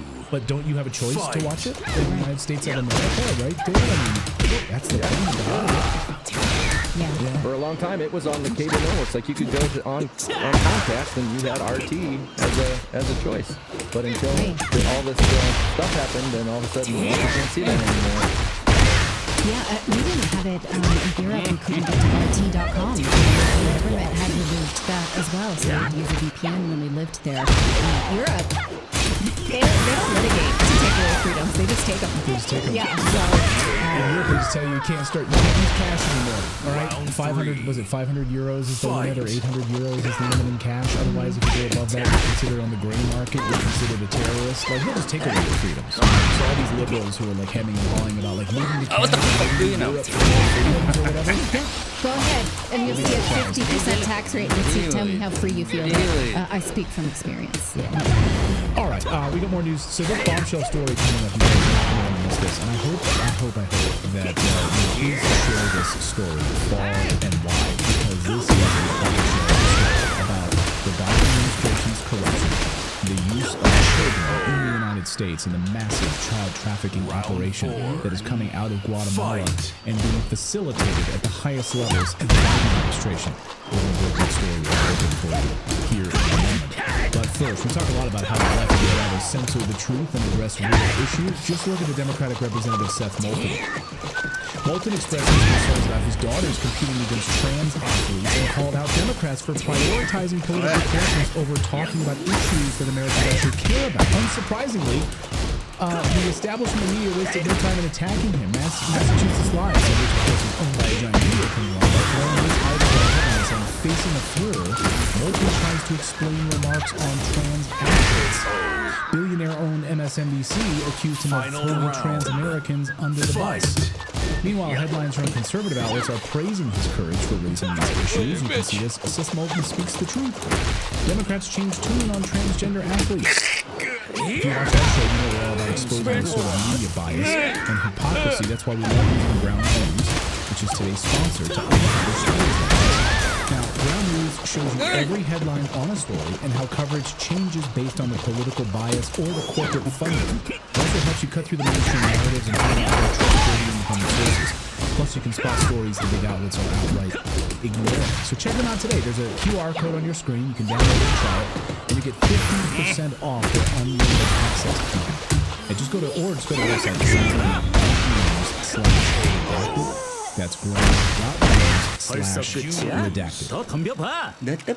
Well, did you know that Guatemala is the child kidnapping capital of the world? That's why the Biden administration is so interested Get ready for the in next this battle. country. Anthony Blinken and the U.S. State Department have been caught red-handed in a regime change operation that involves blackmail, extortion, money laundering, rigged elections, and of course this massive child trafficking operation. Yes, your United States State Department and the HHS. Just think about it like in terms of Ukraine, Burisma, Hunter Biden version 2.0 of what we're seeing right now in Guatemala. Our next guest is breaking this story wide open right now on Redacted. Ryan Mata is the investigative journalist who joins us now. Ryan has been on the story, tracking where all of these children have been trafficked around the world, of course, and his documentaries on this are second to none. We're going to welcome Ryan back to the show. Ryan, great to see you. Clayton, it's an honor to be here. I would rather be anywhere else than break this story, so thank you for having me here. Well, it's a pleasure. When you brought me this story about a week ago, I couldn't believe it. So why don't you just give our audience a sense of what's happening here? Anthony Blinken at the center of this. Guatemala, the largest, the child trafficking capital of the world. When you think about so many of these children that wind up in the United States, it's all being facilitated at the highest levels of the Biden administration. So that's sort of the context here, but I'll let you run with it. Yeah, Clayton, so my documentary released a couple of weeks ago, and right after it released, I had got it translated into Spanish, and the second that it posted in Spanish, 24 hours later, I was contacted by the Attorney General's Office of Guatemala. They had asked if I could come to Guatemala and speak for their team. They had a lot of stuff that they wanted to tell me about what was going on over here in America, and then specifically the missing children from Guatemala. So I told them that I couldn't come down until January 20th. The next night I have a Twitter space, and about 5 citizens from Guatemala show up. They start begging me to come to Guatemala, and they tell me that 20 children yesterday alone were kidnapped. So I said, wait, good what? They said, yeah, 20 airports went out yesterday alone. 20 children are being kidnapped from our country almost every single day, and that's just what's being reported. For the next battle. So then I started to dig into the numbers. And how many specifically? I knew that 60 to 70% of these children were coming from 3 countries, Guatemala, Ecuador, and El Salvador. But I didn't understand how many specifically were coming from Guatemala. So I started to dig into it. And I uncovered that out of that 438,000 that I presented in the documentary, we had talked about several times on your show, out of that, 42 to 48% are from Guatemala. So to give your audience an idea, that's 212,000. 40 children since the Biden administration has taken office have been kidnapped or trafficked out of Guatemala and arrived at the United States border without a parent. To put that into context, their population is 18 million. So roughly 1 to 2% of their population has been kidnapped and trafficked into America. So that's kind of a pretext on what got me invited to Guatemala. So this isn't just coincidence, This is to have that kind of scale of an operation. I think that's what most Americans just can't wrap their head around. That Alejandro Mayorkas, Anthony Blinken, they have facilitated this invasion and the trafficking of these children. So when I see people were crying in their Cheerios about Kamala Harris losing this election, I just can't wrap my head around. You don't understand the level of sophistication, the size and scale of this child sex trafficking operation that's been run by the Biden administration, right? So this would have to be, to your mind, like a military scale operation to get these many children out of Guatemala into the United States, you know? 100%. There's no possible way to move that many bodies, let alone children, out of a country, through a border, to another country, and into America. You didn't have this well dialed-in machine where you had compromised government officials on every level along the way. We talked about blackmail, extortion, rigged elections, massive child trafficking operation here in the introduction here. So you went to Guatemala. What did you uncover? And I know you're feeling this on your back, but what can you share? Yeah, Clayton. So I went there thinking I was going to investigate child trafficking, and I was handed what I think is a story that honestly might get me killed. I think I'm in a little bit over my head. Every single person who's ever tried to expose things like this before normally ends up, Epstein, if you will. So I don't fully understand it, but I'm going to break down what was presented. So about 8 years ago, because in Guatemala they have their government is kind of similar to ours. They have the executive, they have the legislative, and they have the judicial branch. Each branch is supposed to be separate from the other, but they have checks and balances.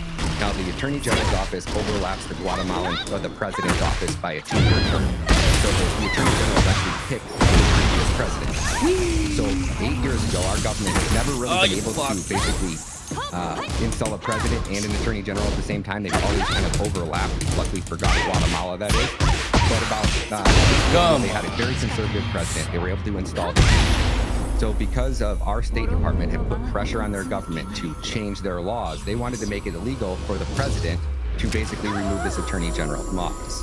So that was 8 years ago. So fast forward to today. Guatemala just had election in 2023. I was presented with enough evidence for me to actually review, see how their laws work and operate, and go, yes, without a shadow of a doubt, I would say that I can view enough fraud for the authorities to investigate this fraud. So that's what happened. Their government, their citizens have to present evidence to their attorney general. There was over 1,000 complaints of election fraud.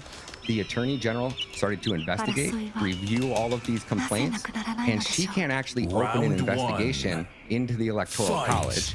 She has to present the information to Congress, and Congress has to vote. So she now goes and presents this information and says, hey, there's enough evidence here for election fraud. Can I open this investigation? Congress had to vote on it. They have 160 members of Congress. Out of the 160, 108 of them said, yes, there's enough evidence here. We should investigate this election fraud. So she began the investigation. After that, Anthony Blinken goes to their government and demands that remove all of their evidence. So the 100 politicians that voted to actually just investigate this election fraud, Blinken has since suspended their visas, and then he went a step further and suspended 400 visas that belong to their family, relatives, and friends. Put pressure on their government to medics are good. The Attorney General is the only one, her office is the only office that actually has the ability to investigate fraud. So that had been going similar, like Hunter Biden in UK, right? And so you have the Vice President of the United States, Joe Biden, who puts pressure then on the Ukrainian government and has the top prosecutor looking into these connections with Burisma and with Hunter Biden, John Kerry's stepson, I believe, and has him fired, thrown out. And exactly. Those documents essentially destroyed. So it's basically just fuck off for a 100%, Clayton. It gets worse. So since then, their government has been, there have been government offices trying to contact government offices in America. For example, directly writing letters to Chris Wray, the FBI, directly writing letters to Secretary Blinken, directly writing letters to the House Oversight Committee. Nothing. Then fast forward to April of 2024. So this has been going on. Our State Department has constantly been putting pressure on the Guatemalan government. They've also been using previous ambassadors and high-profile players in America to do media hits on CNN and on all these news outlets trying to put pressure and saying that Guatemalan Attorney General is corrupt. They're saying all these accusations without any proof. So part of the investigation is their attorney general is trying to contact our government and say, hey, we have government officials here in America that are making these claims about our attorney general. We would like to see the evidence that you have to support those claims, because if not, that's defamation, and that's technically illegal in Guatemala. So why is our ambassador to Guatemala slandering our attorney general without any precedent or evidence to back that up? So then in April 27th, I believe was the exact date, the Attorney General had enough evidence to raid the foundation, Save the Children. So Save the Children has been raided in Guatemala for trafficking children. 10 days after this, Clayton, 10 days after the Attorney General raids the foundation, Save the Children, Senator Blinken, not on a plane, makes a surprise trip to Guatemala, sits down with their government, full press conference, holds a press conference saying that they need to investigate this attorney general, that she is corrupt.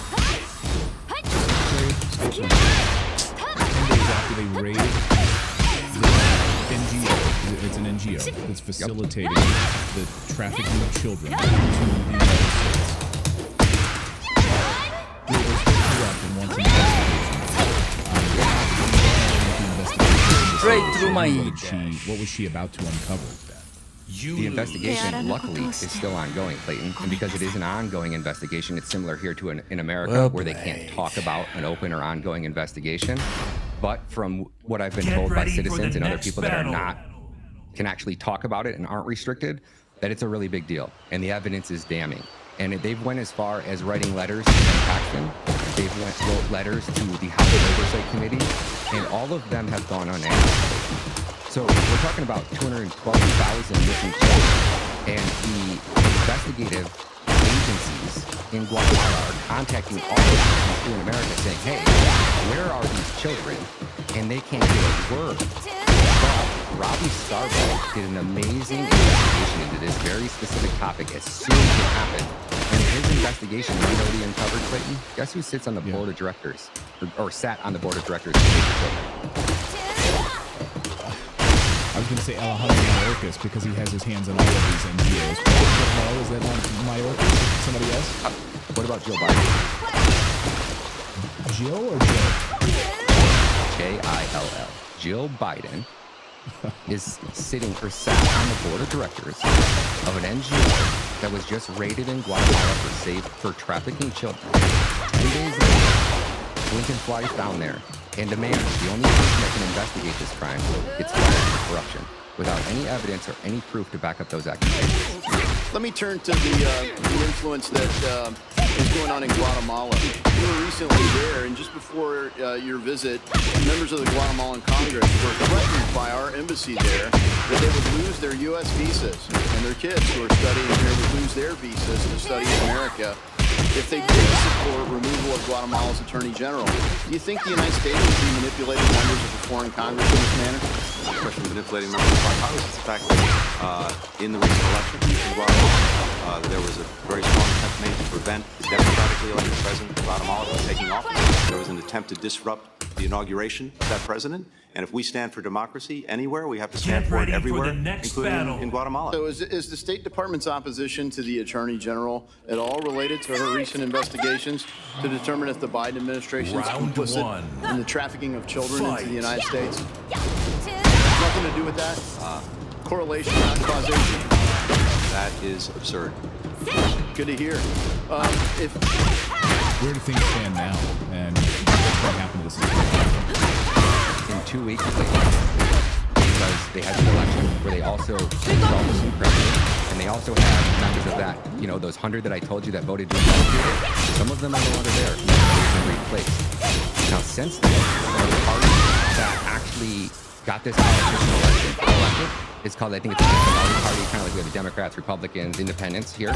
The party that was created in 2019 that this president is a part of, well, they also had an investigation into how that party was created. That party was created with fraudulent signatures. So the party that president is a part of and every member of Congress that he was actually elected with, it's all illegitimate. And that's actually official as of November 27th, so like last week or 2 weeks ago. That party is no longer a political party, which should then nullify this election, and all of these politicians that are part of that party should be suspended, and they should have new elections taking place. There's a big investigation that's going on, but in 2 weeks, they're voting to change the law to give this president the power to remove that attorney general. If that happens, this investigation into all of these missing children in Guatemala will be corrupt. The investigation into all the election fraud will be corrupt. And our United States government will have completed the regime change in Guatemala. Since we had these elections, the Guatemalan Congress has already voted to give themselves a 343% raise. So they've increased all of their salaries by 300 or 400% almost already. And you can see, if this happens and this attorney general is removed, the regime change will be complete, and we'll most likely see exactly what we saw in Nicaragua, exactly what we've seen in Venezuela, exactly probably what we're seeing in Somalia or Syria right now. Our government is rotted to the core, and this is a regime change that's taking place in Guatemala. And if President Trump doesn't speak up and say something, and we allow this attorney general to be removed from power, it's not going to be good for Guatemala. It's definitely not going to be good for the United States. These children that are now missing. Oh man.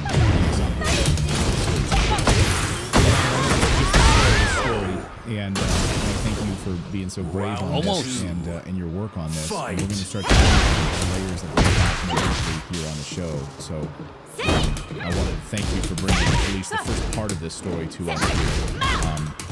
And we'll be tracking it. Has there been any response from the administration on this? You're outside of pressure. Not just from the Biden administration, from Chris Wray, from James Comer, the Oversight Committee, from Ken Paxton. Ken Paxton, their Southwest Key program, their Save the Children NGOs operating in Texas that are directly connected to the Save the Children in Guatemala. So their government is saying, hey, we want to know, are our Guatemalan children in this NGO that's operating in your state, Ken Paxton? And they've received no word. They feel like that he's been under attack as well, so they understand that maybe his office is very busy and he's dealing with a lot. He hasn't been able to get back to them. But Chris Wray, they've contacted Janet Yellen because she's part of the Treasury and they want to know about money laundering that's going on in Guatemala. No response, no response. So if we can get the word to the Trump administration, Mark Rubio, Senator Mark Rubio, is over there on CNN, running his mouth about how this attorney general is corrupt. So we have people that may or may not be in this new Trump administration that is given the opportunity to undermine this investigation. It sounds like they're going to undermine this investigation. Very concerned about little Marco Rubio for sure. Well, thank you for this, Ryan. Thank you for your bravery in this, and again, we'll continue to follow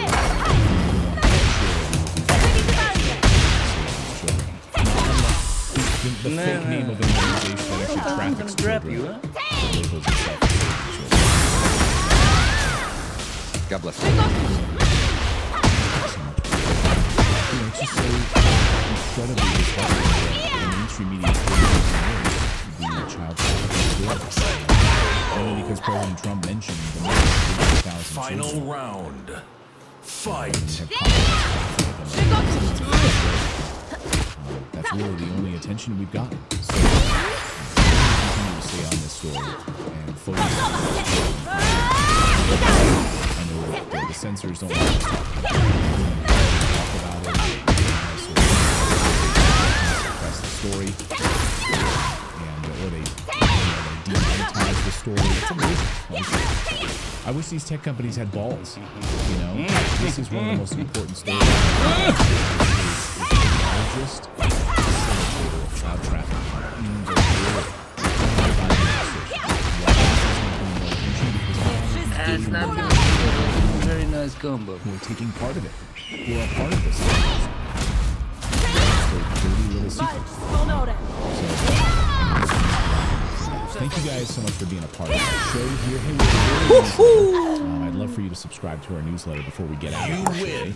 Just go to redacted.inc is the place to go. Sign up, and we publish it every day. So it should be in your inbox first thing, kind of in the morning or kind of close to lunchtime or whenever. Depends on your time zone, I guess. But you just sign up, and then you'll receive a welcome email from me. Just get ready for the next battle. You need to make sure that you click on that and say you want to put that in your inbox. Otherwise, I think Gmail labels us as dangerous. They move it over to the dangerous folder.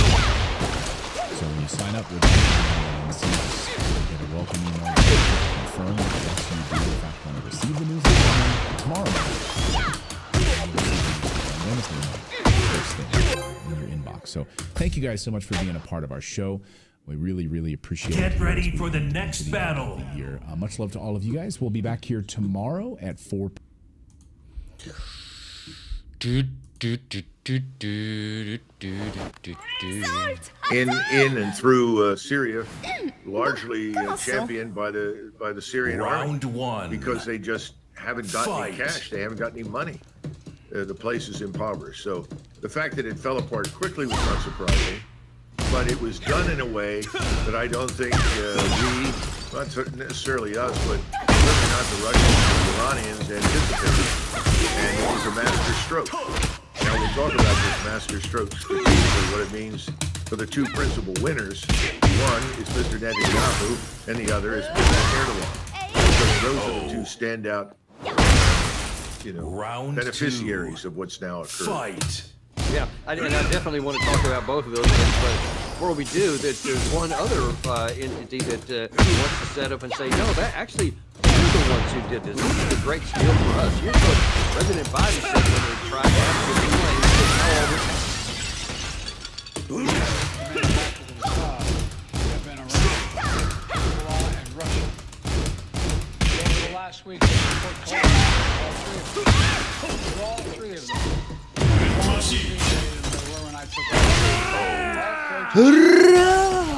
Round three. This combination of Fight. support for our partners, sanctions, diplomacy, target military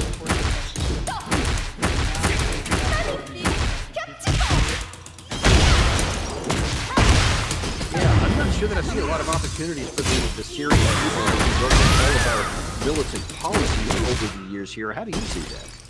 Well, no one in Washington cares about the people living in Syria any more than they care about the Ukrainians. People in Washington and the CIA and at the top of the government, and to a lesser extent, they're big supporters on the Hill and big donors, are engaged in a strategic chess game, and they're very proud of themselves. And they think that they've won in this master stroke. So listen, he's telling you somewhat the truth, but this really began under Obama. Obama was the architect. I don't want to say he was the architect, but this all began under him. And the whole process of repurposing the Al-Qaeda, ISIS terrorists, reforming them, rebranding them, and representing them in a new form that could be useful to the West, They're to woke. Europe, and the United States. They are diverse and inclusive. Now, I think we're going to be Chopping your surprised head about the off. long-term consequences. Remember, slitting your throat. ISIS was also something that was dear and near to the heart of President Erdogan in Turkey, until suddenly ISIS began to turn on them and on others in the region, and slowly people saw the wisdom of driving it out. Well, it was never completely exterminated, and it's almost impossible to do that in the Middle East. The Middle East is a place with lots of porous borders, lots of patrons who are willing to support various factions. So you're never going to crush any of these organizations, whether it's ISIS or Hamas or Hezbollah, completely out of existence. But I think what he has said is that the desire is to fundamentally change the Middle East. That has Get happened. ready for the And we need next to talk battle. about that, because Americans are not in the least interested in most cases. And they are going to watch as this may come back to bite us and everybody else in the future. Before we look at the Israel and Turkey specifically, I want to look at the instrument that was used by all those who were supporting him, and that is HTS and Jolani. And I wonder if you could tell us a little bit about what you know about him and what you think could happen later. Because just a real brief, in the 2004-5 area, he actually fought against the United States as part of the insurgency in Iraq and was put in jail there for a while, and then later became affiliated with al-Nusra, the Al-Qaeda affiliate, then later with ISIS, and kind of repudiated them. Now he's saying these days that he's a moderate guy and that he's not going to persecute the Christians and the Druze or any of these other folks. He just wants to govern effectively. First of all, do you think that he has actually changed, and what do you think is going to happen with him going forward? Again, I'm not an Arabist, and I don't claim to be an expert on events and peoples in the Middle East. My view of all of this is largely strategic. He's a useful tool right now to us, but more specifically to President Erdogan. He was turned, if you will, with what? Promises of power and influence. I mean, this is a man who led a group of people that just a couple of years ago were selling women on the streets of towns in Syria for $10 apiece. This is someone who's been active in the beheading, mass rapes, the mass murder of anybody that he and his band of Islamist thugs didn't get. These are the people that most Americans would be repelled by if they looked at it very closely. But they turned out to be useful to us. My point is, I don't think anything's changed in his mind. And I think now he's very focused, once again, on the things he was focused previously on. And that is going back into Iraq. We need to understand that. Once they've gained control of most of Syria, then it will be northern Iraq. And they're already moving in those directions, and I think the Iraqis know that. This is a major war to him. Now, how far will he get? Well, he has the backing of Turkish military power. He has the support, in terms of close air support, of Turkish armed drones. And there are Turkish intelligence officers who are not just helping to guide him and move his forces where they can make great gains in a short period of time. And you know what the desert is like. You can go a long distance very quickly in any number of places. It may or may not mean much. But the point is, this is not a new Renaissance man. These are not diversity-sensitive people. That's all nonsense. That's for external consumption. I saw this kind of nonsense go on in the Balkans with the Kosovo Liberation Army, which was nothing more than a Stalinist drug mafia. And that certainly was transformed into Jeffersonian democrats. You know, we do this all the time. Whoever the enemy is demonized, and whoever is doing our bidding is suddenly a liberal Renaissance fraternity. Nonsense. This is all about power, and the power is now split largely between Israel and Turkey. Okay, yeah. Let's look at that then now. Let's go in the Turkish area first. So overnight, I think the Syrian National Army, which is a Turkish-backed group, has taken Manbij and they're to take even more territory than currently has been anyway, operated by the Syrian Democratic Forces and the Kurds. How far do you think that the Turks want to go in there, and will the Turkish armed forces themselves actually end up being involved? Well, we don't know what was informally agreed to or formally agreed to between Israel and Turkey. We know that the head of Shin Bet just a couple of weeks ago, 3 or 4 weeks ago, was in Ankara for talks. And a lot of us looked at that and surmised that something was happening, but we couldn't quite put our fingers on it. This was a grandiose plan that was hatched in order to decapitate everybody's enemy. Who's everybody's enemy? Iran, proxies, Hezbollah, the Shiites. And so you have the Sunni Muslim leader of the Sunni Muslim world, de facto leader of the Muslim Brotherhood, Erdogan, who has sat down now with his Israeli counterparts, and the Israelis want this thing called Greater Israel. And he's taken the position, that's fine. You can have Greater Israel, this is what we want. Now, I don't know where that line of demarcation between Turkish power and influence ends and where Israeli power and influence begins. But I can tell you that the effects of the Islamists and Mr. Erdogan, who's backing them, are being felt now in Jordan and all the way to Egypt. And they're starting to make their presence felt down in Iraq. And I think the people in the Emirates are also watching, as are the Saudis. They are not necessarily cheering, and they certainly aren't anxious to rush over into the arms of Israel or Turkey at this stage. But I think what we're looking at is essentially two men with two, at least at the moment, complementary visions strategically of what each wants in the region. We support one of them. We don't necessarily support Erdogan, but we're helpful to him insofar as he serves our purposes. And right now, since he's anti-Iranian, anti-Shiite, and willing to do business with Israel, we're willing to do business with him. The question is, how long does this last? And one of the other questions that Trump in his office here is what to do